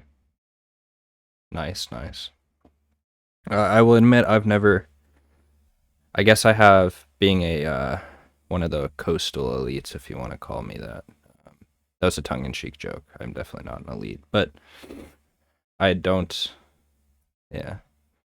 Um, like I don't know. I've only ever been to Chicago in terms of Midwest, which I assume is what you mean by middle of the country. I've been to Colorado a lot. I don't think that would be considered middle of the country. I guess it depends on how you define it, but I haven't really been out there much. But maybe sometime soon.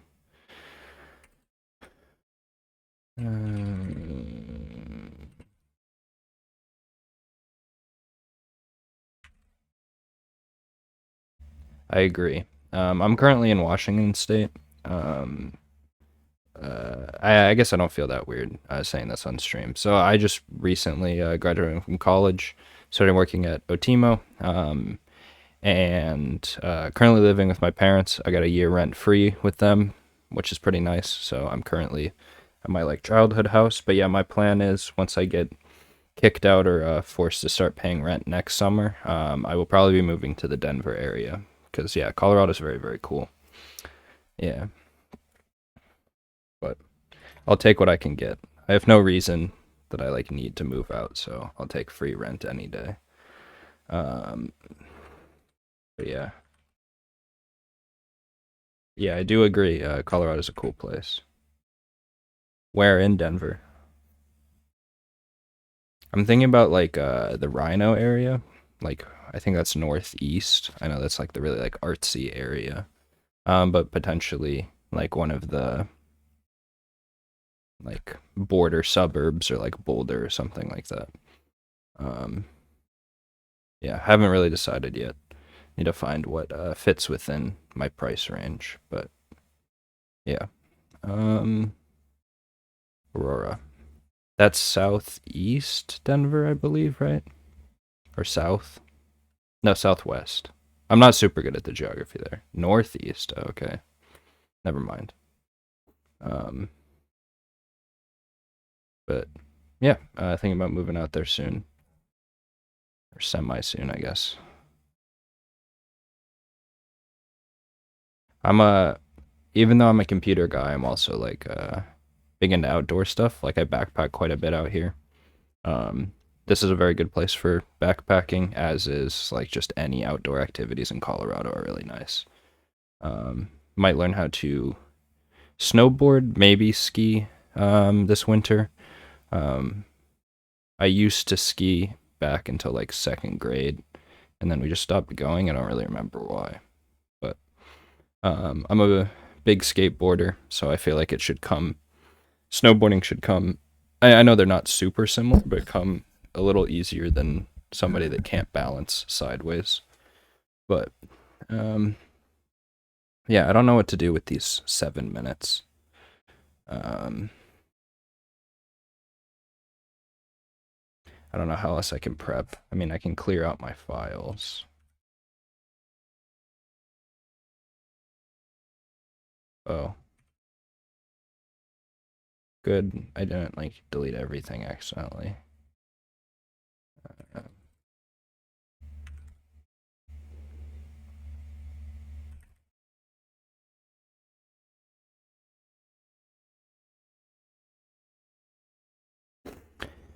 I guess, are there any areas, whether it's like in Denver or like one of those suburbs, that you would recommend? Because I don't necessarily mind kind of like living out. I don't want to say the middle of nowhere, but kind of out somewhere. But at the same time, especially like meeting people and stuff, I'm very much an introvert. So like I'll just sit in my room and stream. Well, this is a new thing, but play video games, just do stuff on my computer if not. But like a good place for younger people to like meet. Um, yeah, I don't know. I mean, I know you can meet people anywhere, but if you have any thoughts on that, I'd love to hear. Um,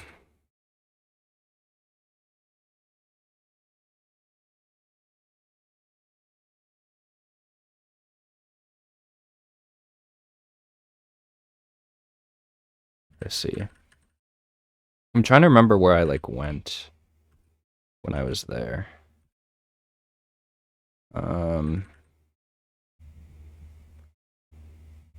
there's like a really, really popular ice cream shop just like across the river somewhere. I sadly can't be any more specific than that, but all I remember is the line was like an hour long or something like that.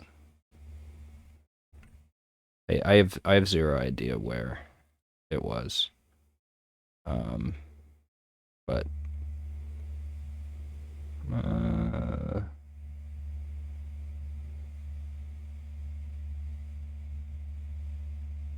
yeah, can you hear the noise now? It's showing up on the. Oh, now it stopped. That's weird. Maybe it's my breathing. I'm not really sure.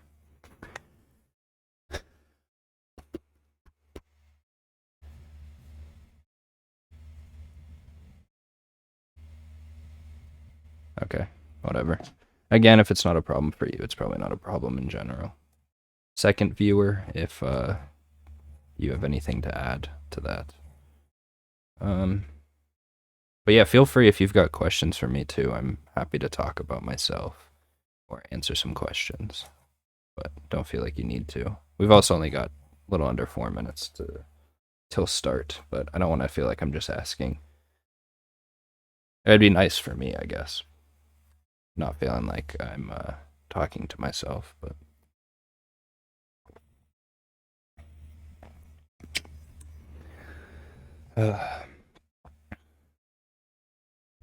Cool.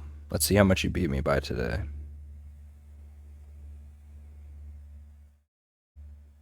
I'm sure you will beat me. I am not the fastest by any means, as has been seen the past couple of days, but we'll see. I assume you don't leave the stream on while you're solving, right? Or at least you mute it, so you don't have to hear me yapping. Yeah.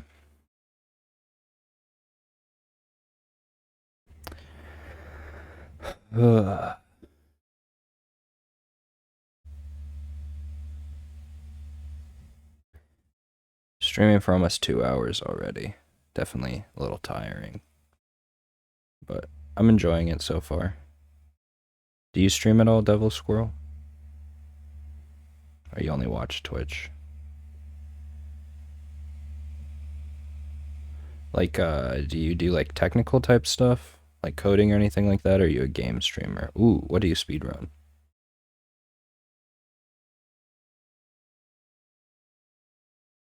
Not on this channel, but I might pick up a capture card and stream some. Okay, cool, cool. Stream some Switch stuff. I don't. My gaming PC is hardly good enough to actually run the games. So I feel like streaming would be a big stretch. so it's easier to use a separate console. But I've been playing Hades a lot. I'm big into like roguelike light or like games. Um, yeah, Hades is fun. What other games do I play? Slay the Spire. I just picked up Dead Cells during the eShop sale. What other ones? Spelunky 2. I already have Spelunky, but I don't know if I've even played it. But yeah, I want to start doing those. Probably stream on my personal channel. But yeah, I might start doing that, and I'll tell people on here. But just because it's supposed to be work related to a certain degree, I feel like streaming Switch is not allowed. I'd have to ask, but yeah, 50 seconds. I've just been screwing around and filling the time, but now I need to get into game mode. Good luck. Good luck. Focus.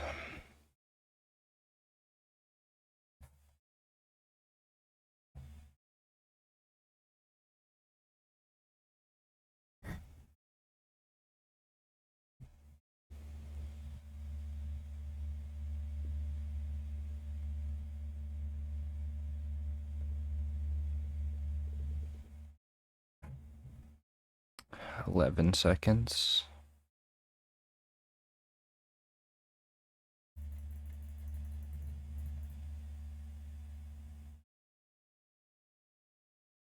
You come across a field of hydrothermal vents on the floor. These vents constantly produce large opaque clouds, so it would be best to avoid them. They tend to form in lines. The submarine helpfully provides a list of nearby lines of vents. Each line of vents is given as a line segment in the format x1, y1 to x2, y2, where x1, y1 are the coordinates of one end of the line segment. 9-7 covers. They're not on the floor. Oh, we're looking down, I assume. For now, only consider horizontal lines and vertical lines.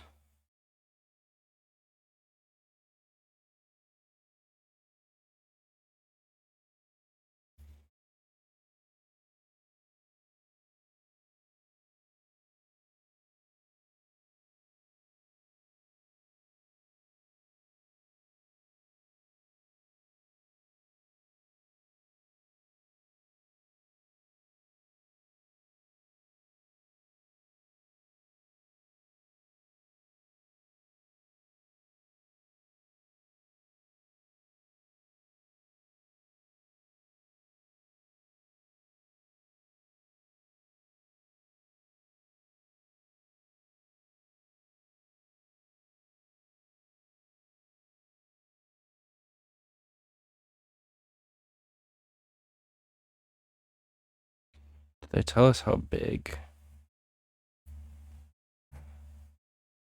the input is? I guess not.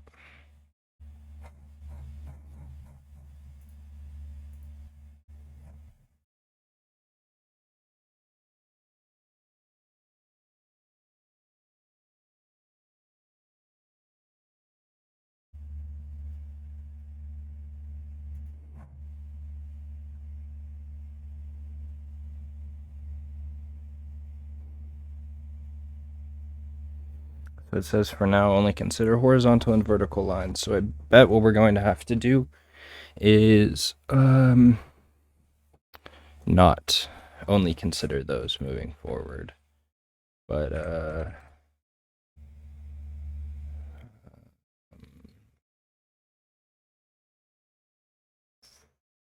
or coordinate pair in input.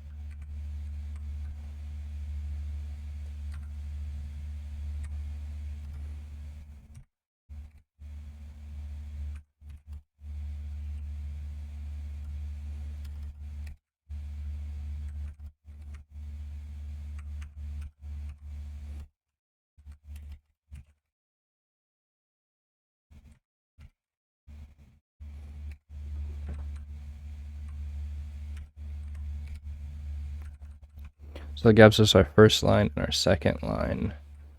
But in reality, we want this to be dot split with the delimiter of period. This will give us a list of lists. Ideally, I'd want it as a tuple, but in reality, these are essentially the same.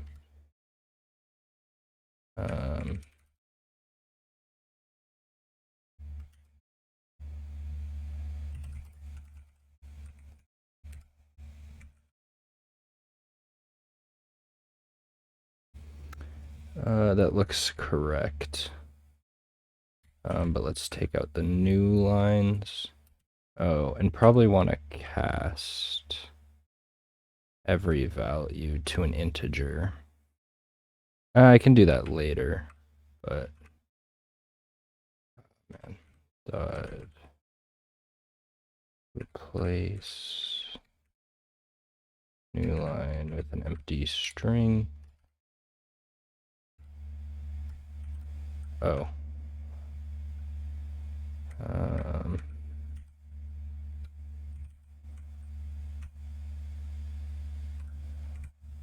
Wrong order. Huh?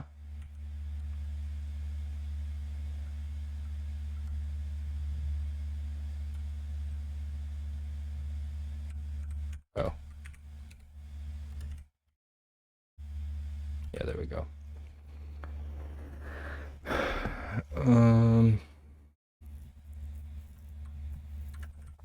Yeah, I'll do all of the casting to inset runtime because I feel like that's just easier. So, what am I trying to do? So,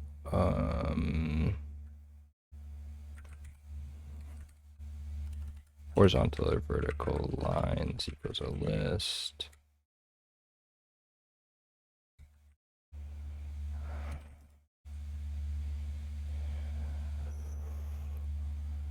For line in lines.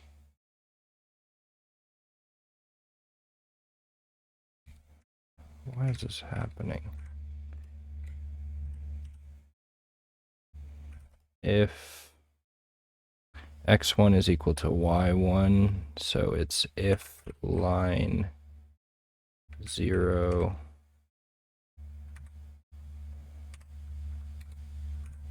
0 is equal to line 1 0. Can't do that.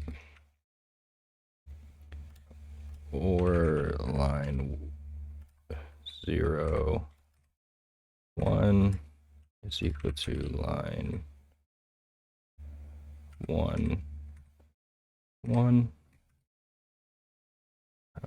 HV lines dot append line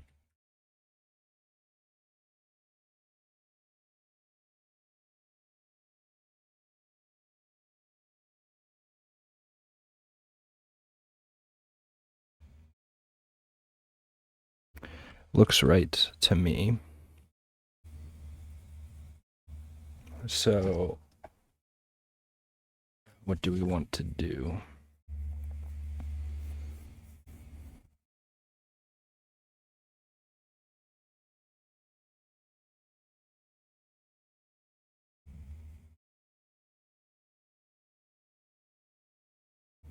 So in order to create our like grid, we need to figure out what the maximum value is in any given direction. Max x 0 max y equals 0. So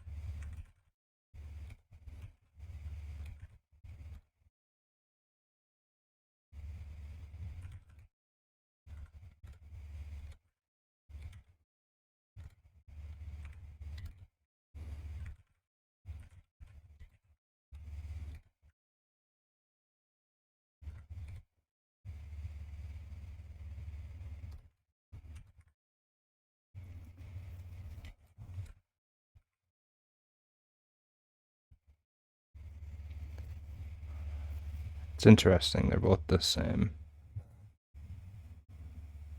They never told us, right? Yeah, they didn't tell us.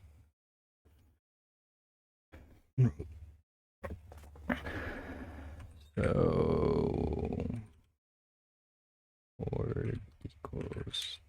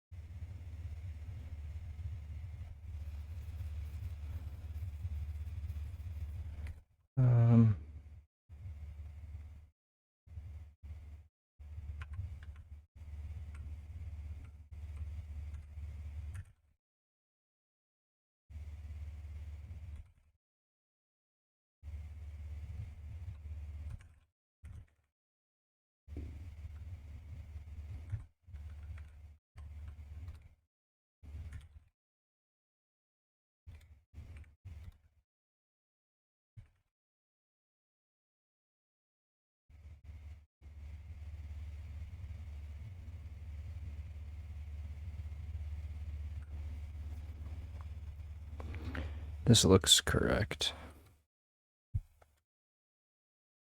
It's not pretty printed.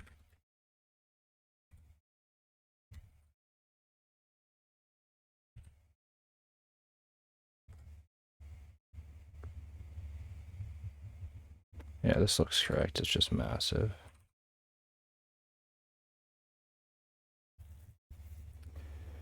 Okay. For line in HV lines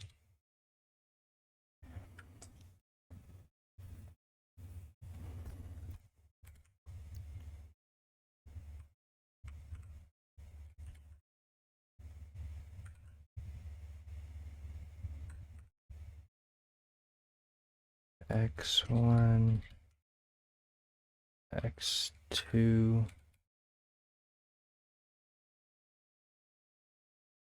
x1 is equal to x2, then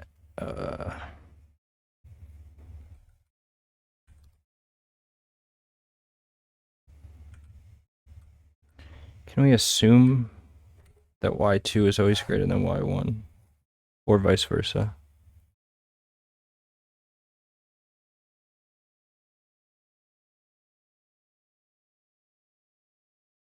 No, we cannot.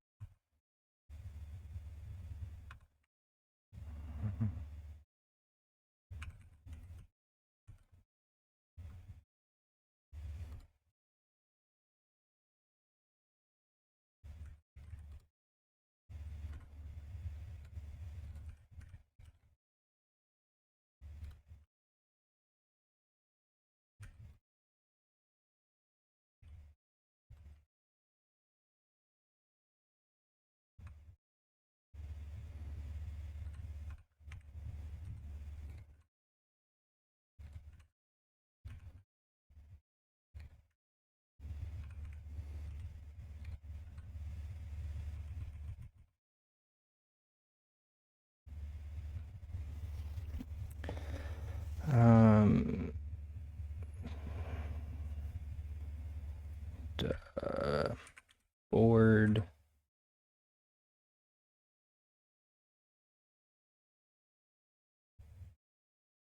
x1 lower y plus I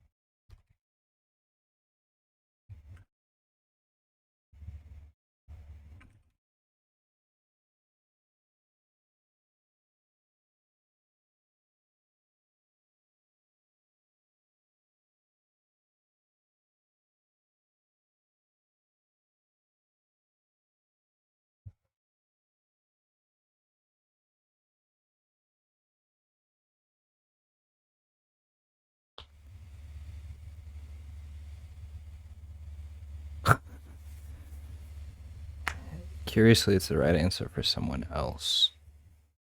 But perhaps you're just unlucky.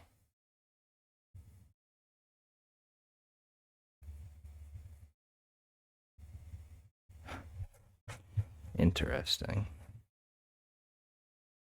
I mean, I'm streaming the whole thing. Clearly, I'm not cheating and using someone else's input. But you never know.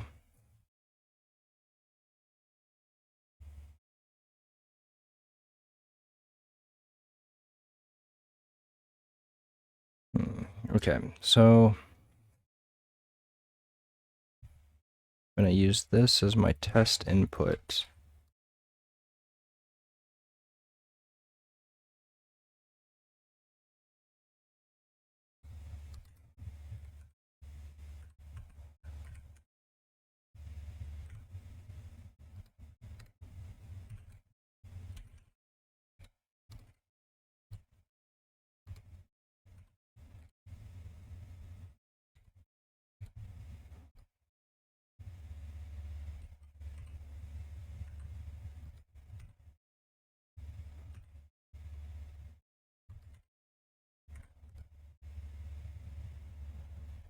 Ooh, list index is out of range.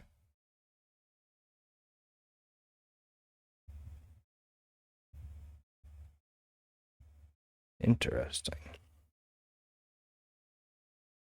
How could that be the case? But it wasn't on the other one. That's interesting.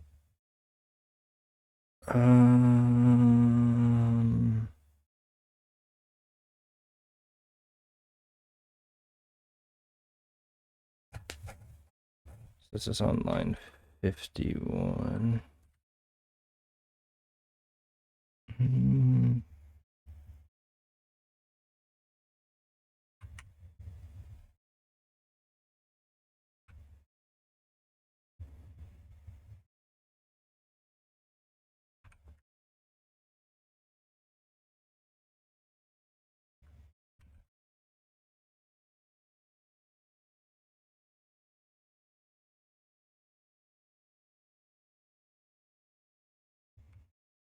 Wait, how could that?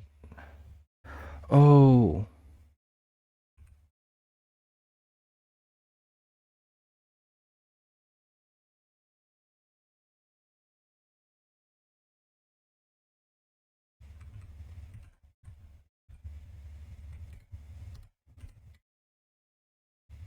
Oh, it's still out of range.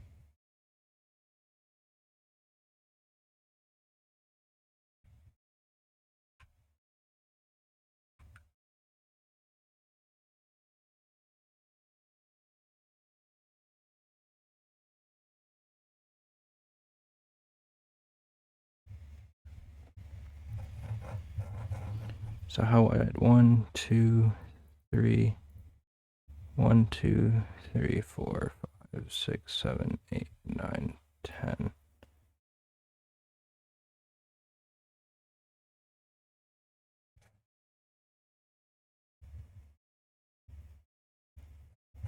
Oh, it's supposed to be the highest number plus 1.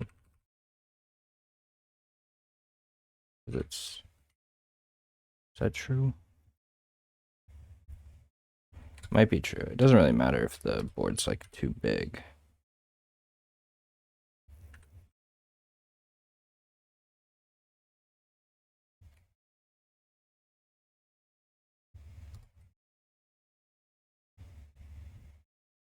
Okay, yeah, no, so I'm definitely doing something wrong. Because it should be 5, not 2.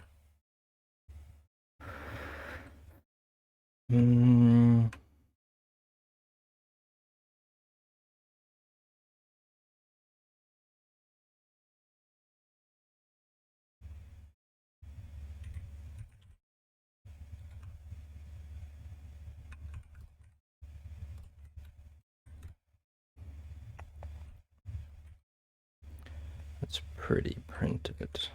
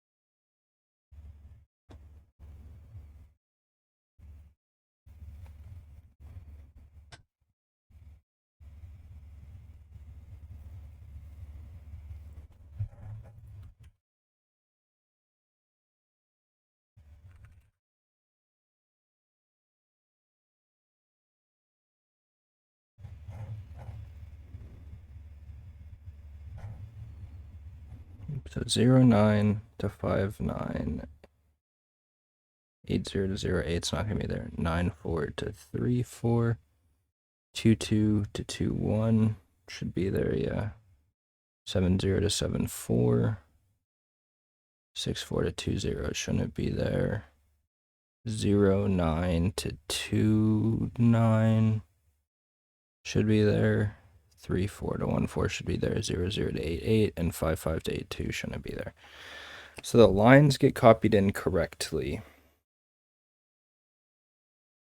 but it's not marking them correctly for some reason. And my board's also flipped, I think, but I don't necessarily know if that matters.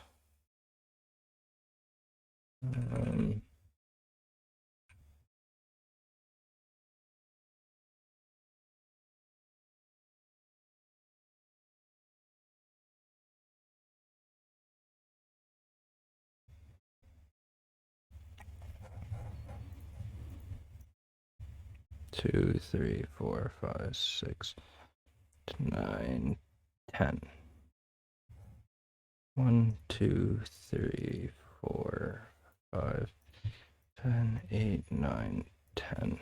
Okay, so I think it should be the +1.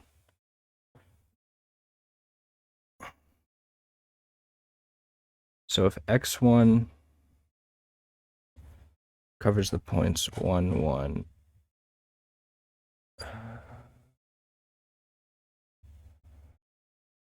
Oh.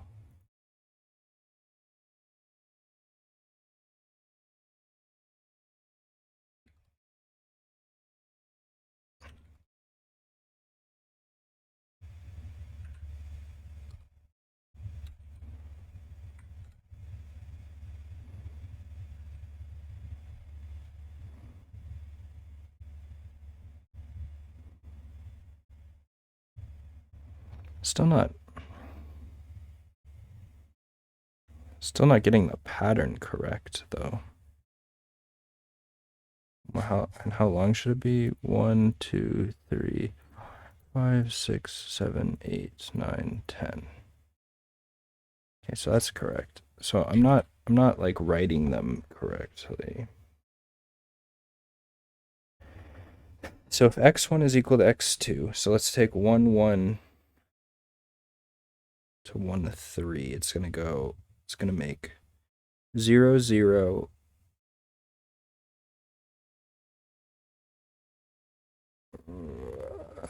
So it's gonna make 0, 0, 0, 1.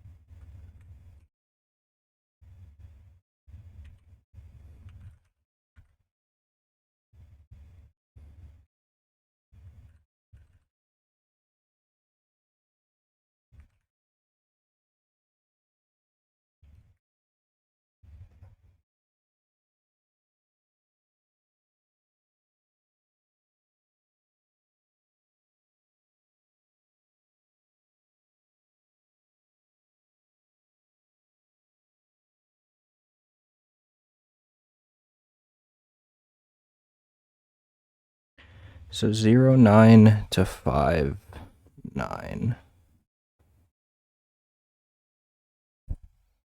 Oh no, I think I was doing it right before.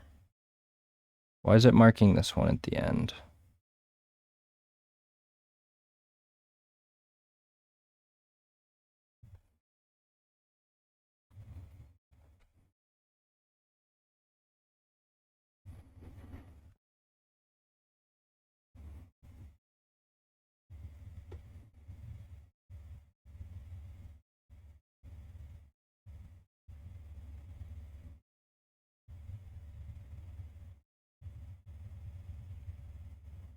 Oh, I didn't need to do that.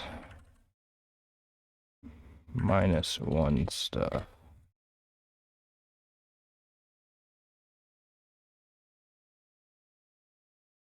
Because they do allow 0 indexes.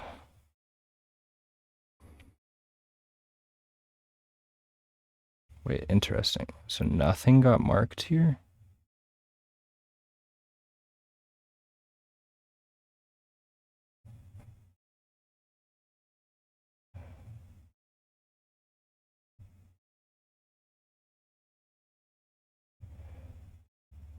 So 0, 1, 2, 3.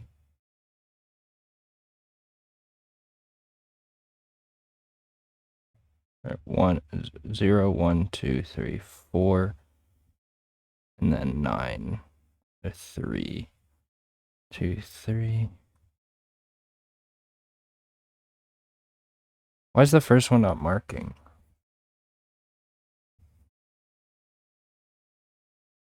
Because it'd be row 0, 9.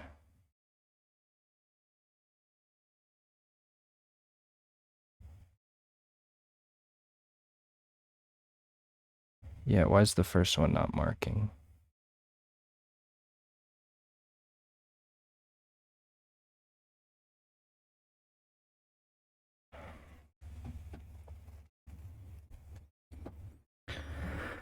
Huh.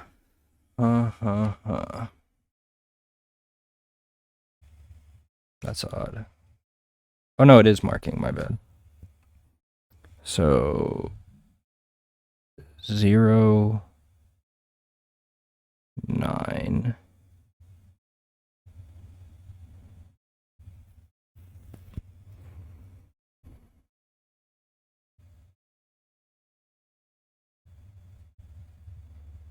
Of the 9th row through 5. So 0, 2, 3, 4. Oh.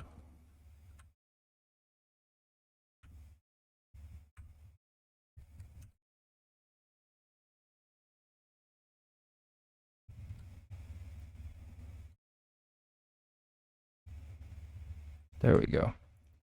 Okay, I think that's enough.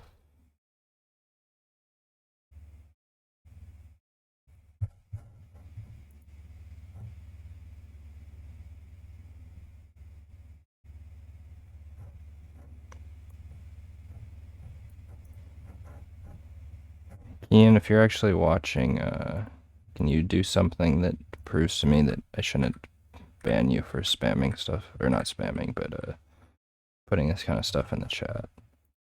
Yeah, screw it.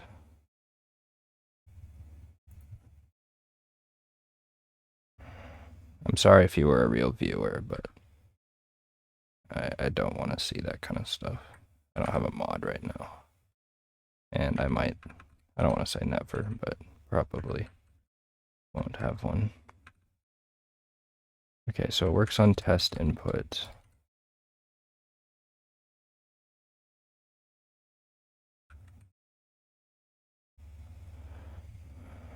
Oh no.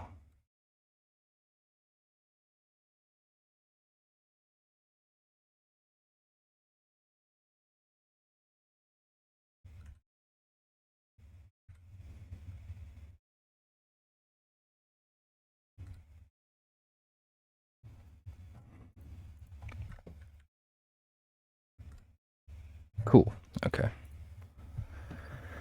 Part 2, unfortunately, considering, yep, I was right, it doesn't give you the full picture. You also have to consider diagonal lines. Because of limits of the hydrothermal vent mapping system, the lines in your list will only ever be horizontal, vertical, or a diagonal line at 45 degrees, in other words. Okay, considering all lines from the above example would now produce the following diagram, you still need to determine the number of points where at least 2 lines overlap.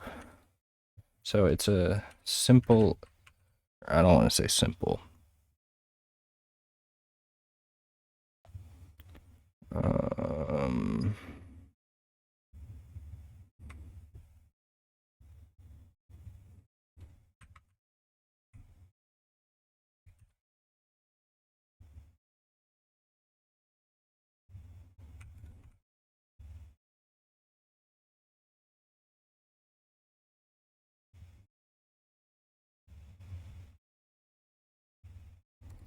So if I did this right, we should get a bunch of weird stuff happening, right?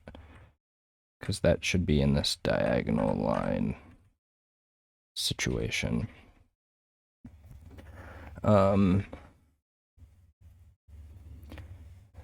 So this would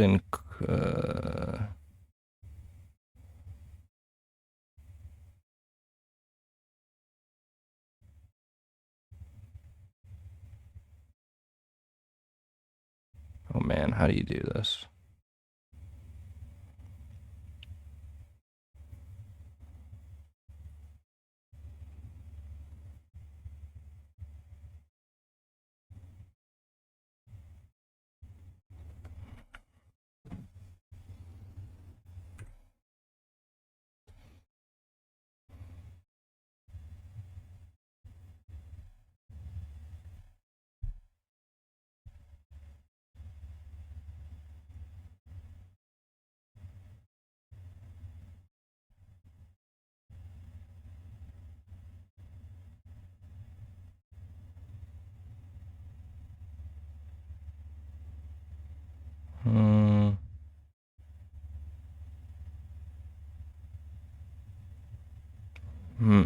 What do we do here?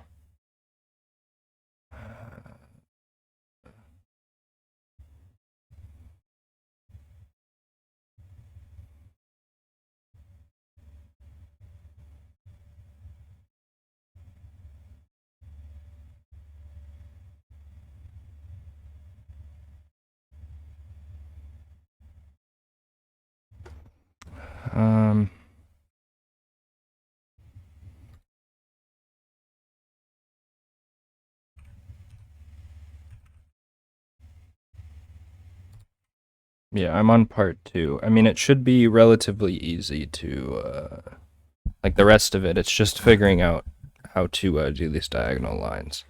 And because of the fact that, unless I read stuff wrong, they don't always have to go from like lower to higher. So there's like some extra logic that needs to be built in order to do that. But glad you're done. Nice work. So here's where minus y1 divided by x2 over x1, put parentheses in. I forget if Python does like PEMDAS order of operations. So it should either be -1 or +1. I print this, yeah. So what I can do is, okay, now that I know the slopes, oh, you just start from,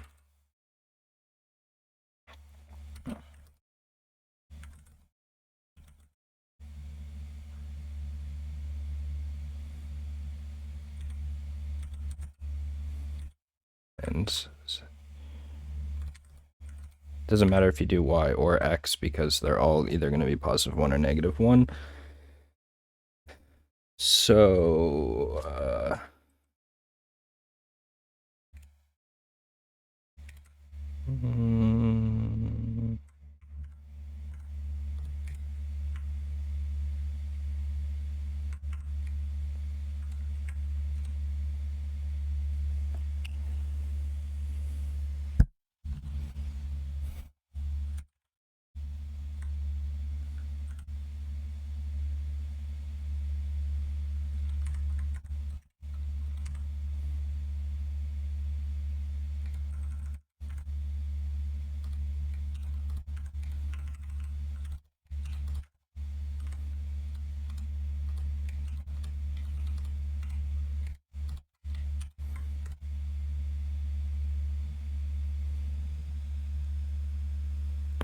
Oh.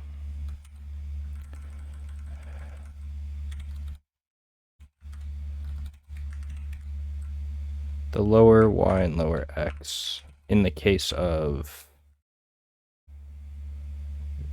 the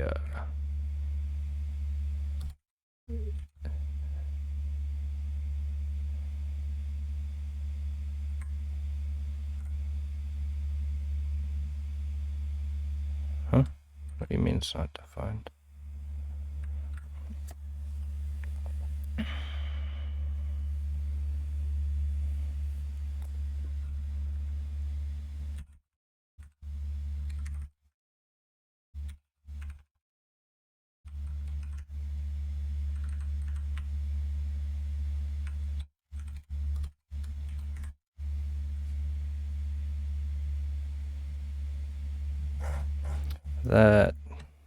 That seems awfully high. No. I thought I'd try it. Okay, let's try with the test inputs.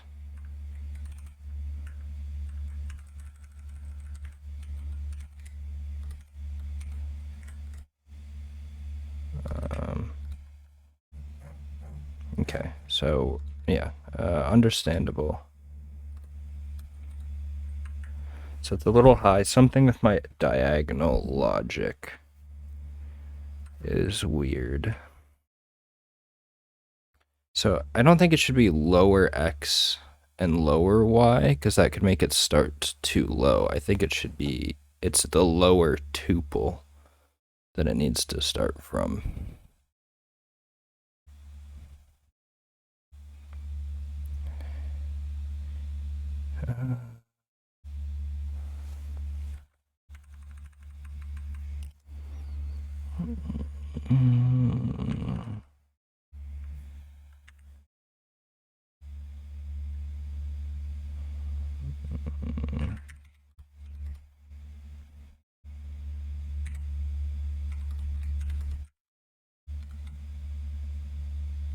Well, no, but that can't give me what I need it to do, though.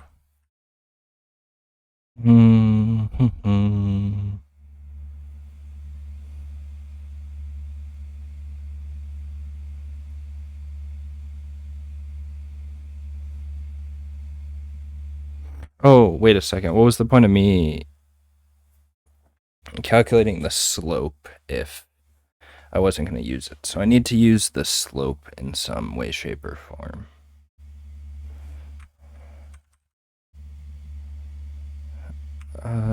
So I...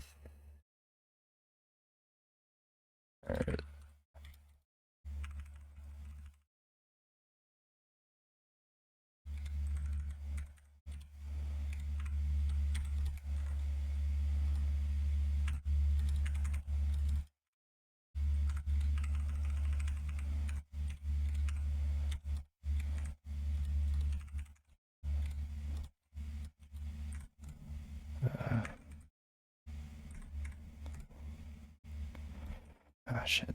List index out of range.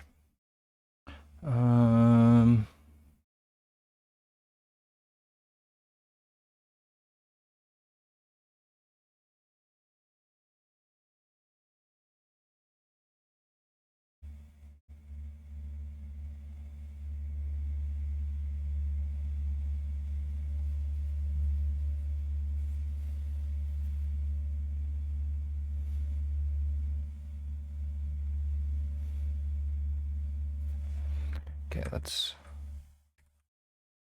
see. Let's actually print the line and print the board.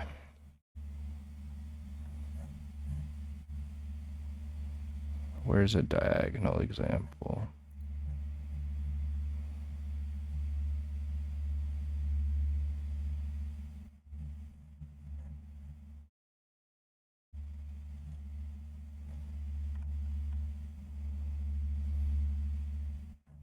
So if this is x1 and y1, and the slope Slope in this case would be -1, right? So you're starting at y1 plus nothing. So it's x1, y1, and then it would be 5, 3, 4. So it's the difference.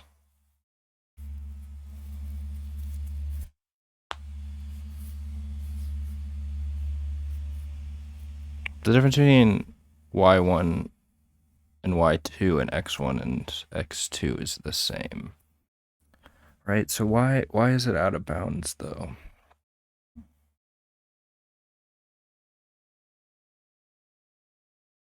So where would this go? It would go from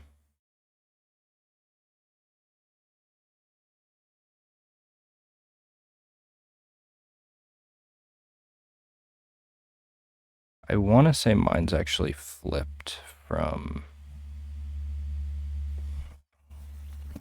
what shows up on here. I may be wrong on that. I don't know. It doesn't matter though. What do I do though?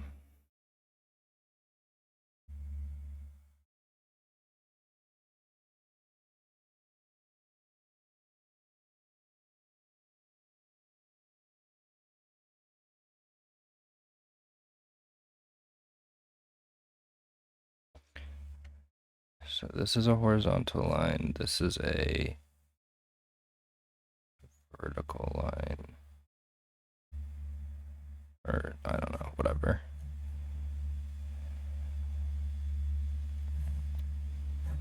So this is correct, I guess. It's going from...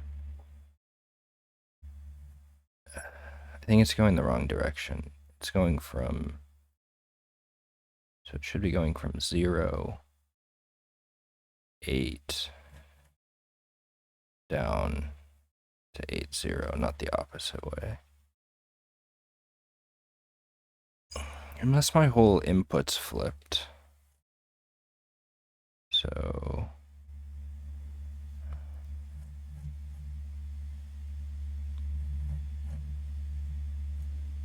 0, 9.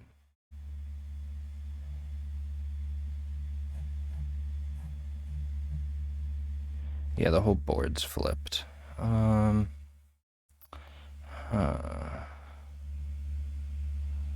that seems to be correct. But there's something wrong with my stuff still.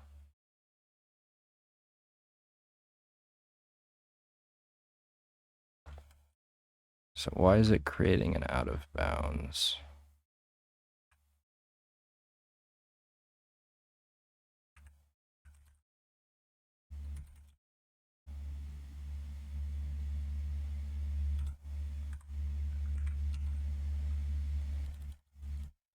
I feel like I just have to draw this. Where's my paper? Where's my pen?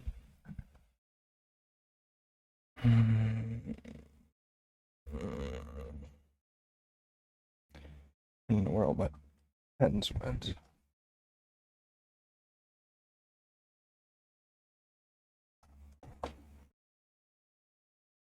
Of course, the pen doesn't work.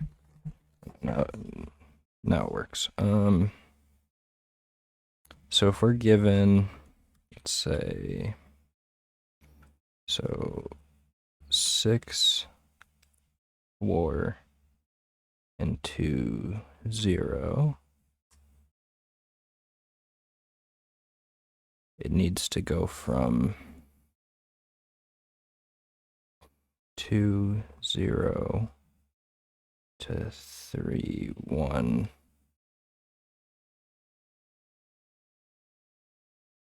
To 4, 2, 5, 5, 3, and then 6, 4. So I'm clearly not doing that with my logic. So what would this give you? So y1, So the slope would be y2 minus y1 negative 4 over 4. So yeah, it is negative 1. But what is this giving me?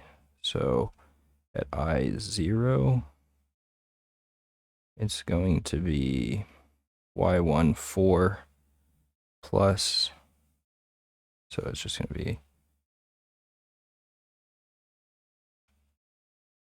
0,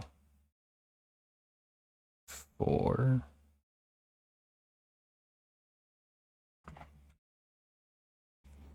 Oh.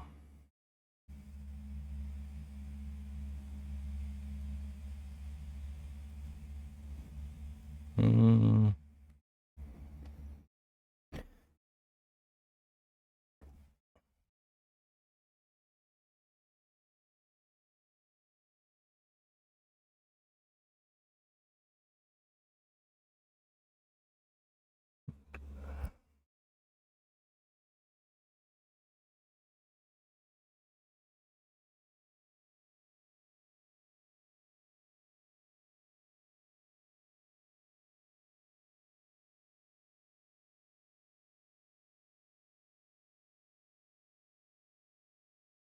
Oh, my bad. It's going to start at... Oh, but these coordinates are flipped. So it's going to be... So x1 is 6. And I times the slope. So that doesn't matter on the first one. So 6.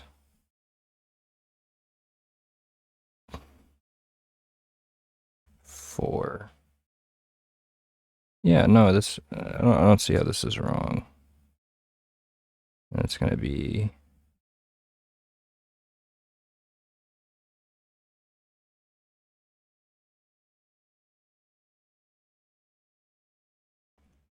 Five, 3. Yeah, I don't see how this is wrong.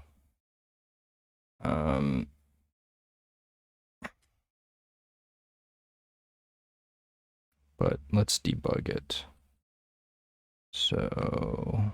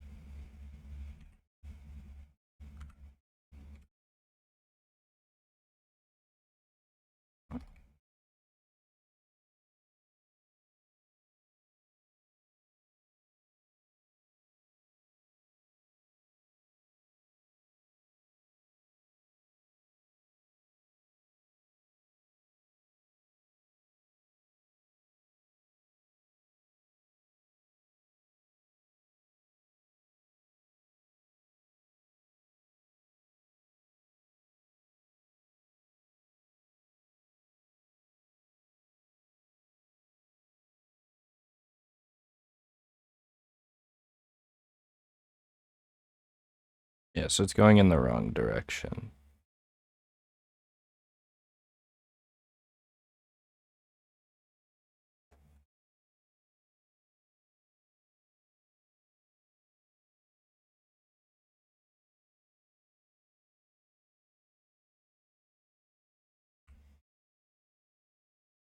think the slope doesn't matter.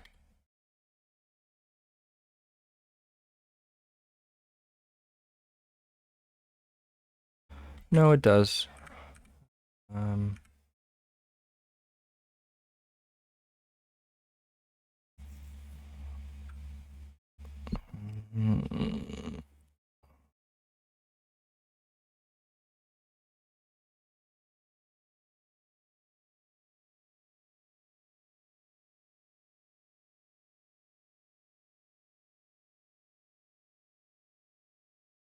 But why is that going in the opposite direction?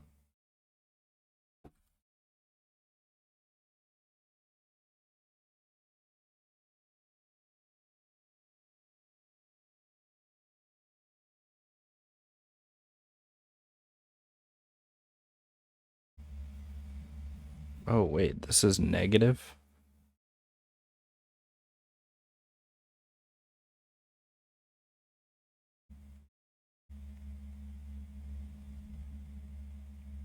Wait, how did it even insert these?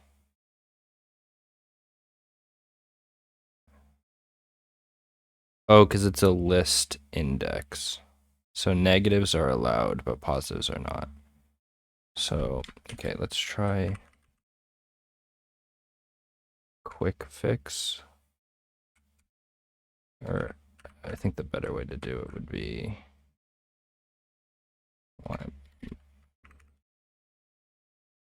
minus this.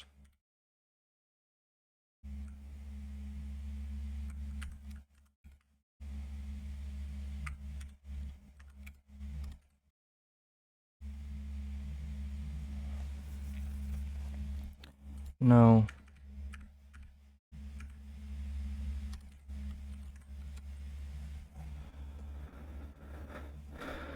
So why'd this one fill it out correct? Well, not even correctly. It's just... So 8, 0.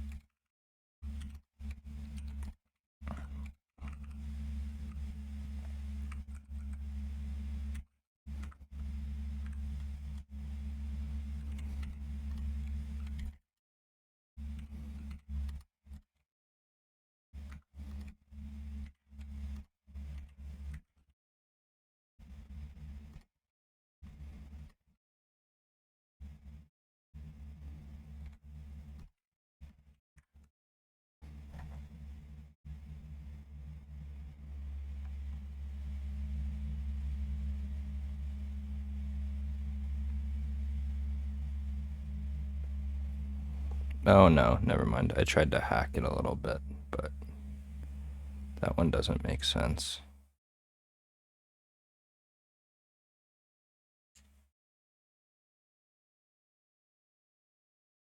Wait, maybe...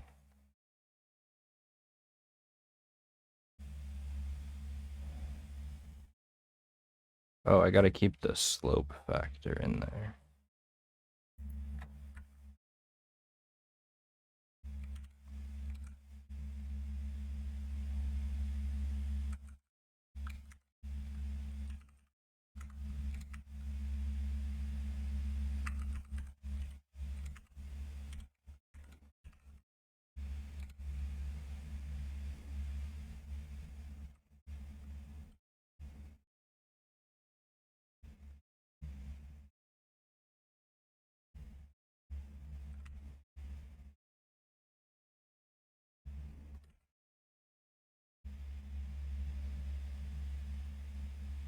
Wait, how's it still out of bounds though? Oh, because I haven't changed the. Oh wait, no, I'm still doing this wrong. So this should be.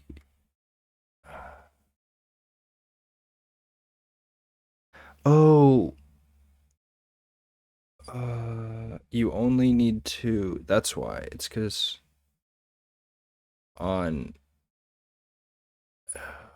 I understand what's happening.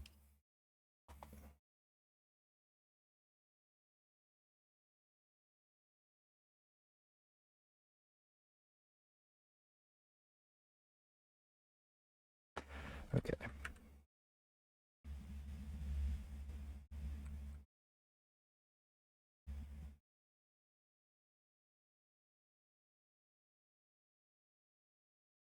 Um,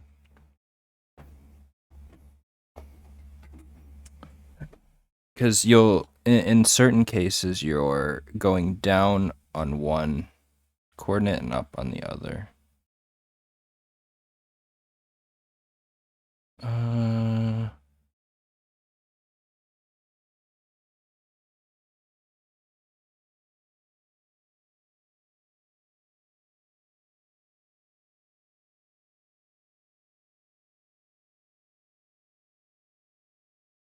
oh man.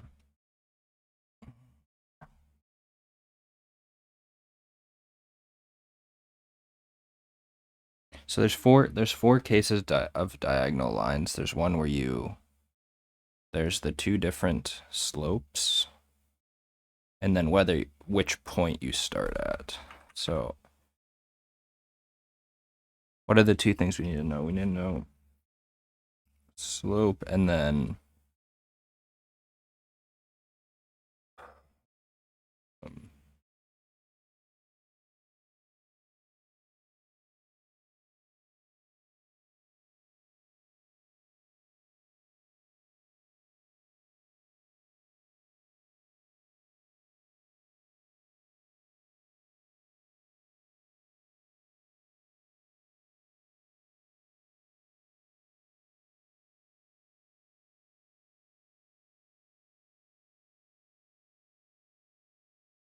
wait, minus, yeah.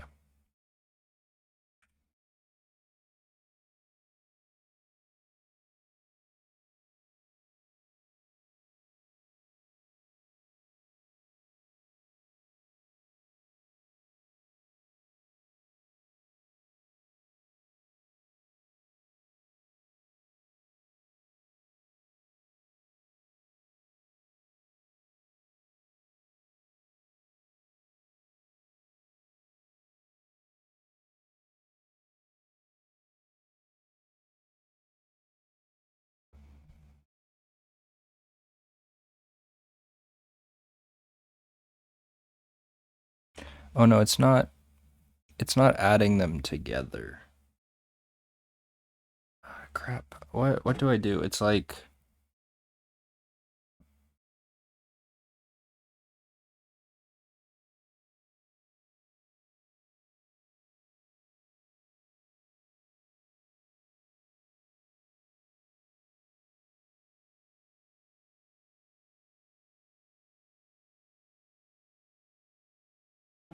hmm.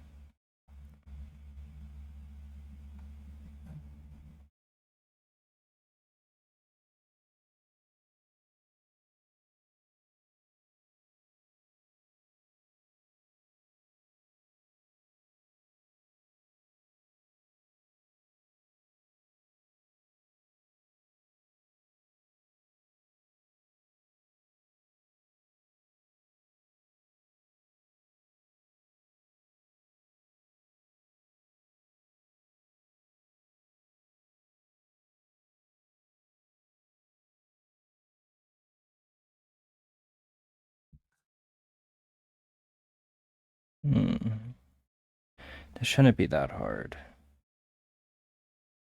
Just don't know how you would code this.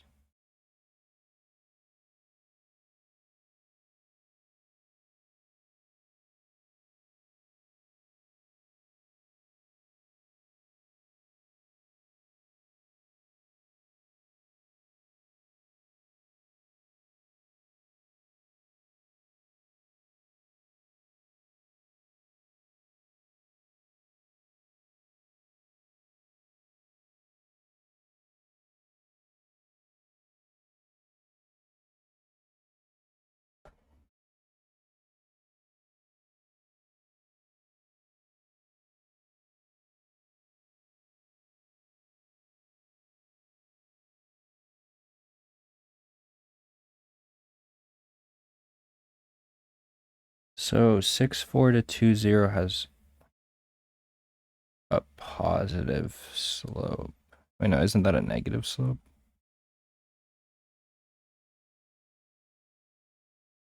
I need some graph paper for this. 6, 4.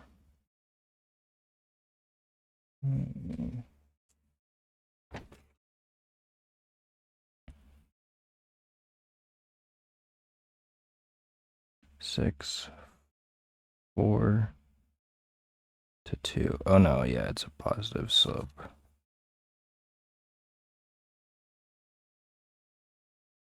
And then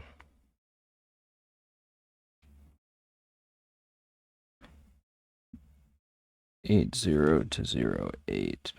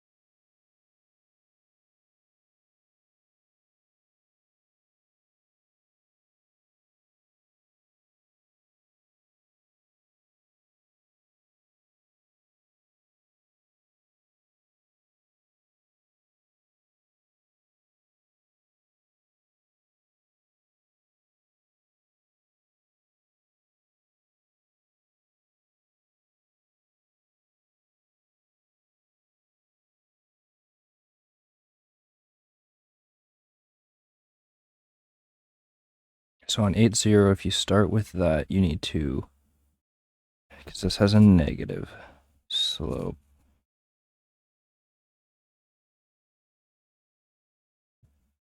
The x coordinates is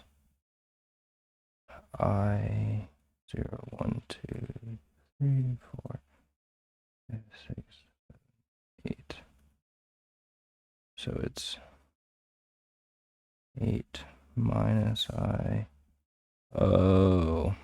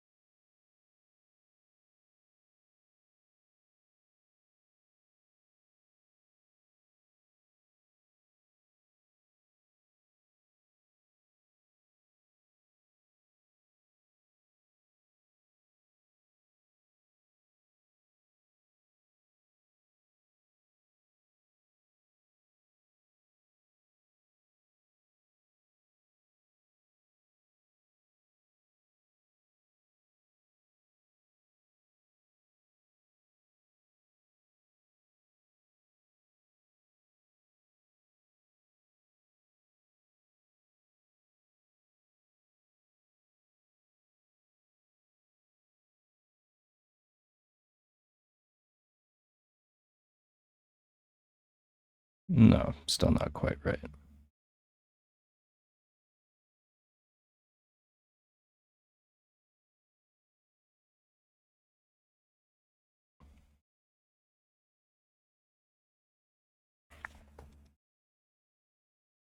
Maybe I'm doing this 6, 4, 2, 1, 1, or 2, 0, 1 wrong. So this would go from 6, 4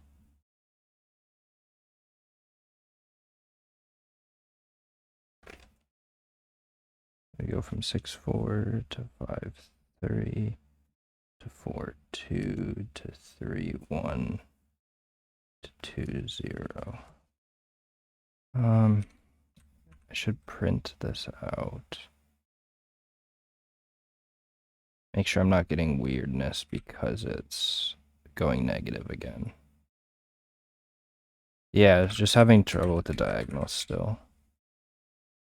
Well, I assume I'm having trouble with the diagonals. It's not getting the 12 that it's supposed to be, because there's none that have, well, so there's two things I'm noticing. One, I don't have that single 3. All the numbers are running together. I might be missing that single 3 that's in the middle. Plus, I should get 12 on the test input, not 8, which was the last printout here. So I assume that means I'm having trouble with the diagonals. But I'm not sure.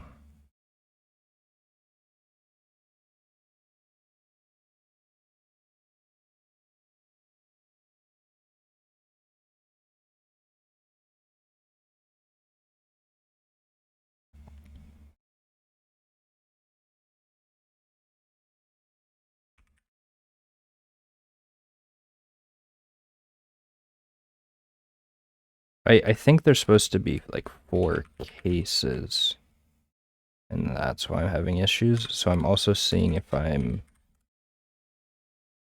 some of them have negative points. So 00 to 88, that one looks correct. This also looks correct. Because the X's and Y's are flipped in my scenario.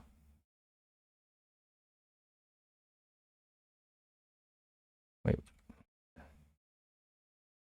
Oh. Oh.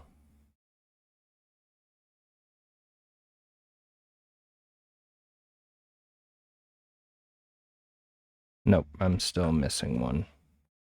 So 5. Oh, this looks weird. 5 to 8, 2. That's not correct. This is correct. This is correct. And this is what I was afraid of. This is not correct. Ugh.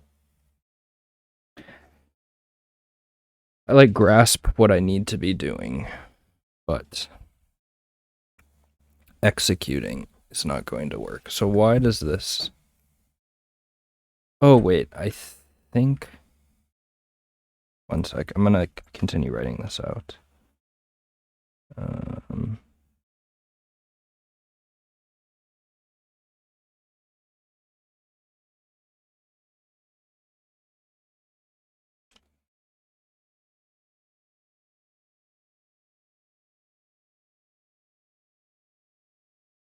I don't have any of these set up.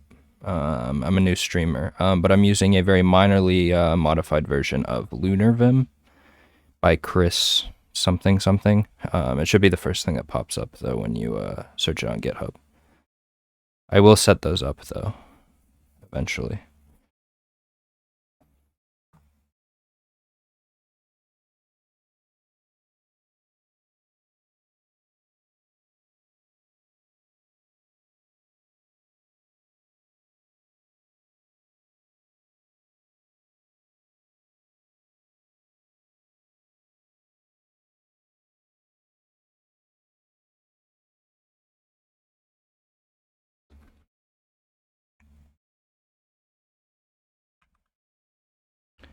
So I know there's four different.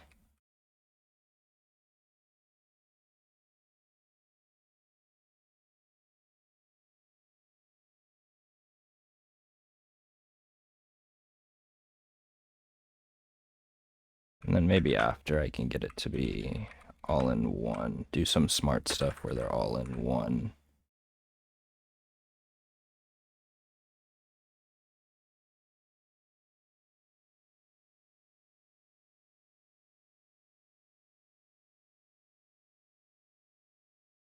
Welcome though, Rage AU. Welcome to the stream. So if x1 uh,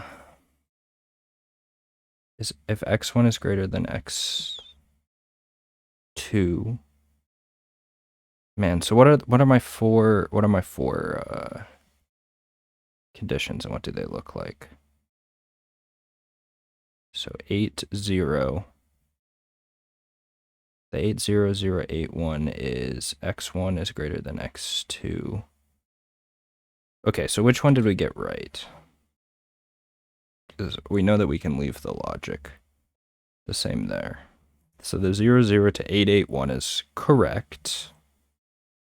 Cool.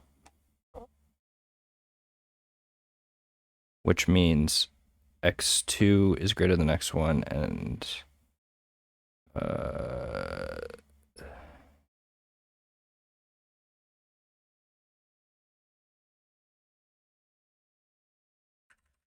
I didn't finish changing these.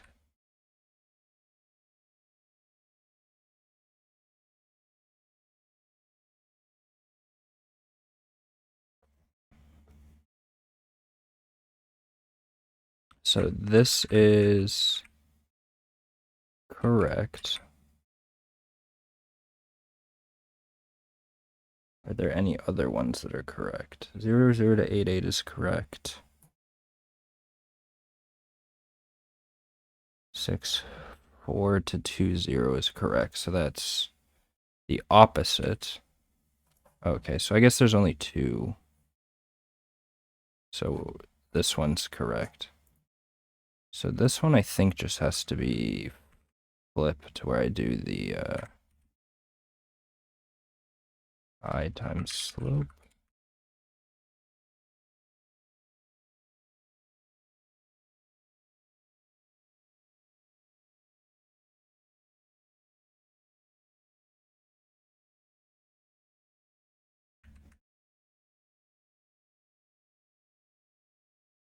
The printouts are going to be wrong. Okay. So I think this is correct.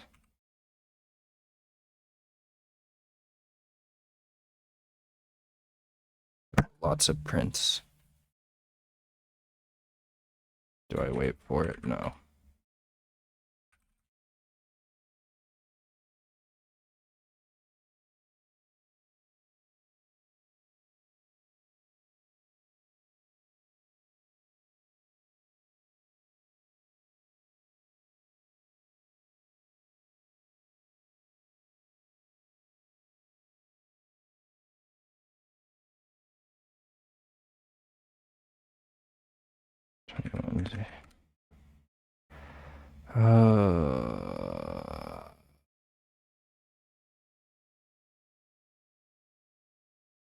Okay.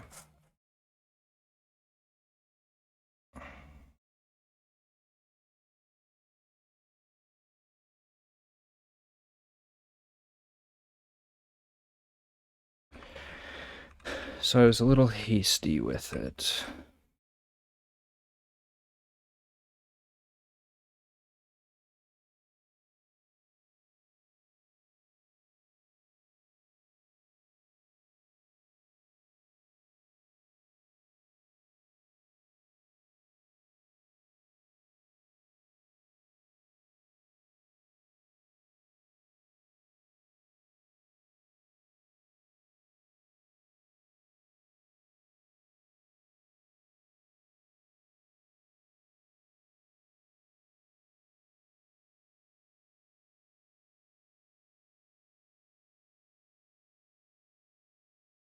How about my... this isn't going to help, though, because my printouts are currently wrong. I didn't really want to change these printouts, but I will.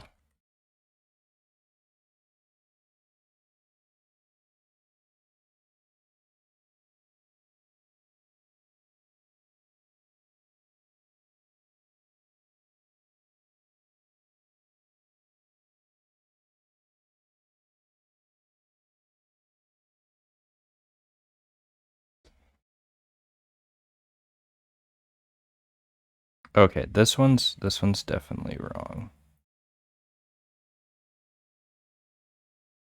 So, wait, what?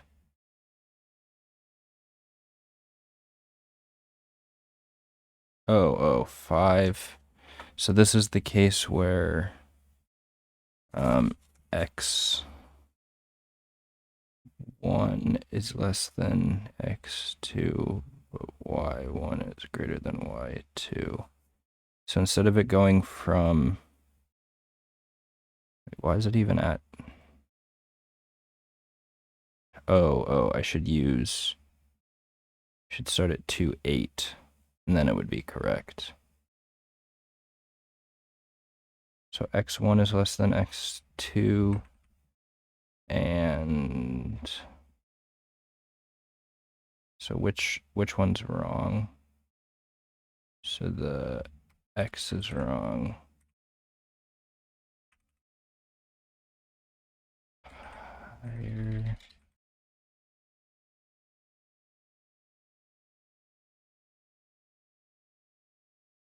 No.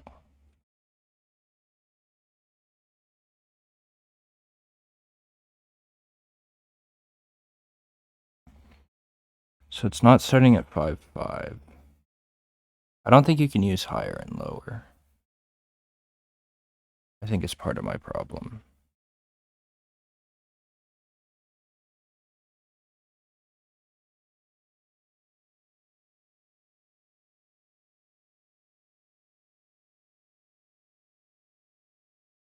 So you would start at 5, 5, and you subtract 1, so it's negative. So you add 1. So you start at x1.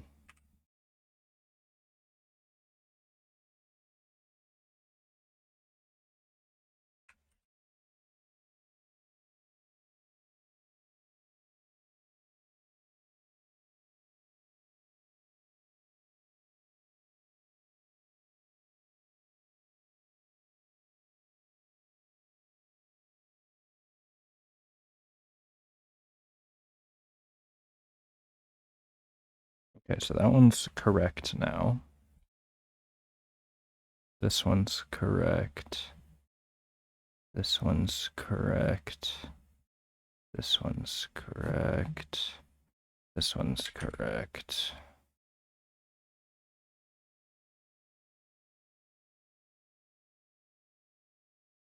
Okay, so it said,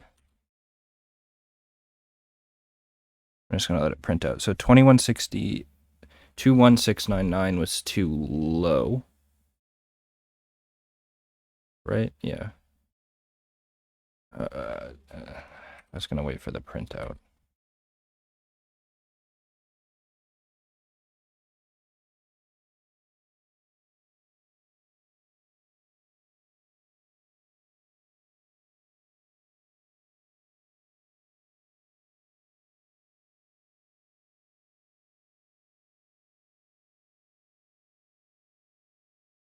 You shouldn't take too long. Let's see. That one is higher, so maybe it's right. And I think they gave us all. Okay, back to the drawing board.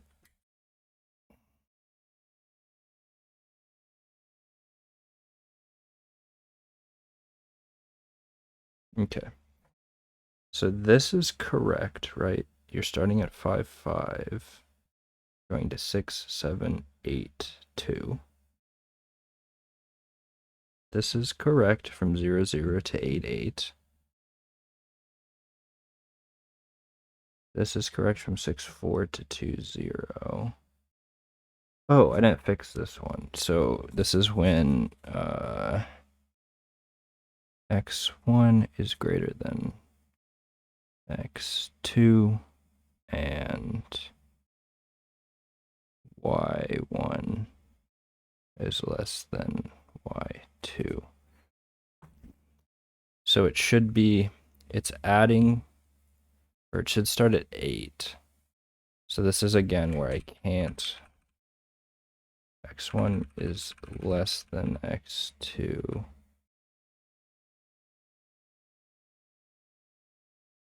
or no, sorry, x1 is greater than x. Yeah, I am getting closer. There's one case that I need to fix. So in this case, you want to start at 8, 0. So you want to start with higher x. You want to start with x1 and x2. And then you want to x1 plus I times slope. And it's y1 plus I.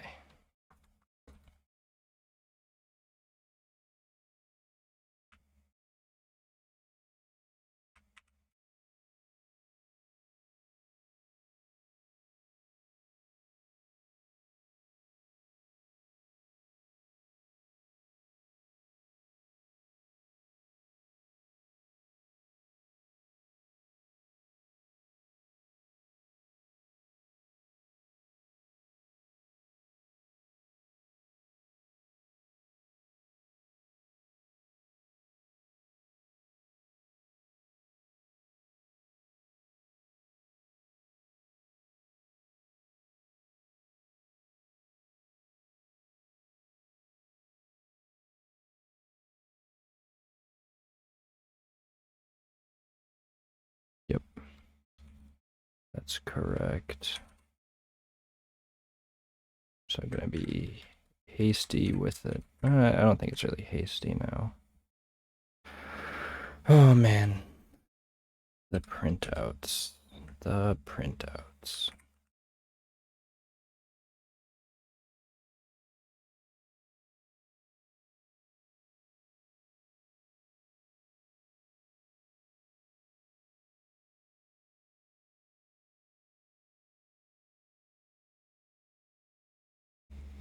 Okay, so it was too low before, and this number's higher. So, oh man.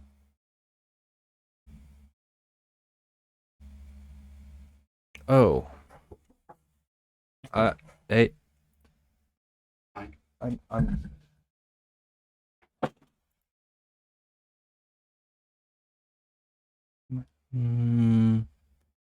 sorry about that. So I just entered the value wrong, but I have to wait a minute, I believe. So, okay. Wait, I have to wait 4 minutes? Okay. I think this might be right. I just typed the number wrong. It's hard to know until I submit it. So I'm gonna step away for a sec, and I'll be back when I'm able to submit again.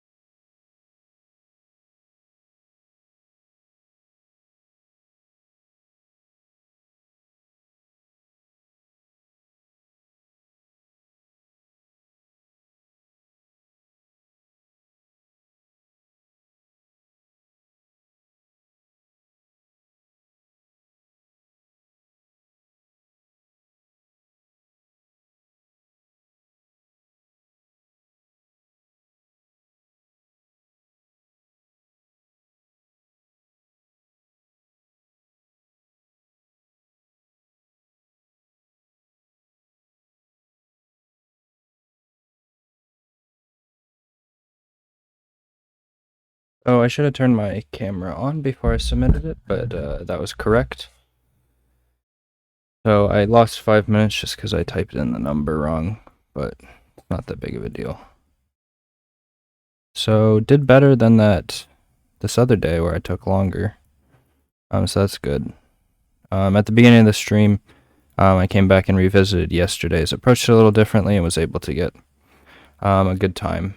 Or not a good time, but good time after the reset, and working on it again, and I was able to complete it all.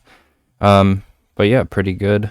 I've been streaming for 3.5 hours at this point. I think what I'm probably going to do is look at this code. I realize that there's probably some ingenious way of doing these 4 different cases separately or together, with some cool stuff there, or at least I think there's definitely a way you can take it down to 2 cases at the very least, but I want to think about that so I'm not just thinking on stream, and because I'm getting rather tired. So unless anybody else has anything they want to add, any questions, comments, whatever, feel free to do that. But yeah, I think I'm gonna close it out momentarily. So yeah, thank you everyone for being here, especially Devil Squirrel. I appreciate you being in here every day so far, and enjoying the journey through Advent of Code that we're both working through together. But yeah, happy Saturday or Sunday, depending on where you are. And yeah, I don't think I have really anything else to add, but if no one else has any last comments, yeah, I think I'm going to call that a stream. Have a good night.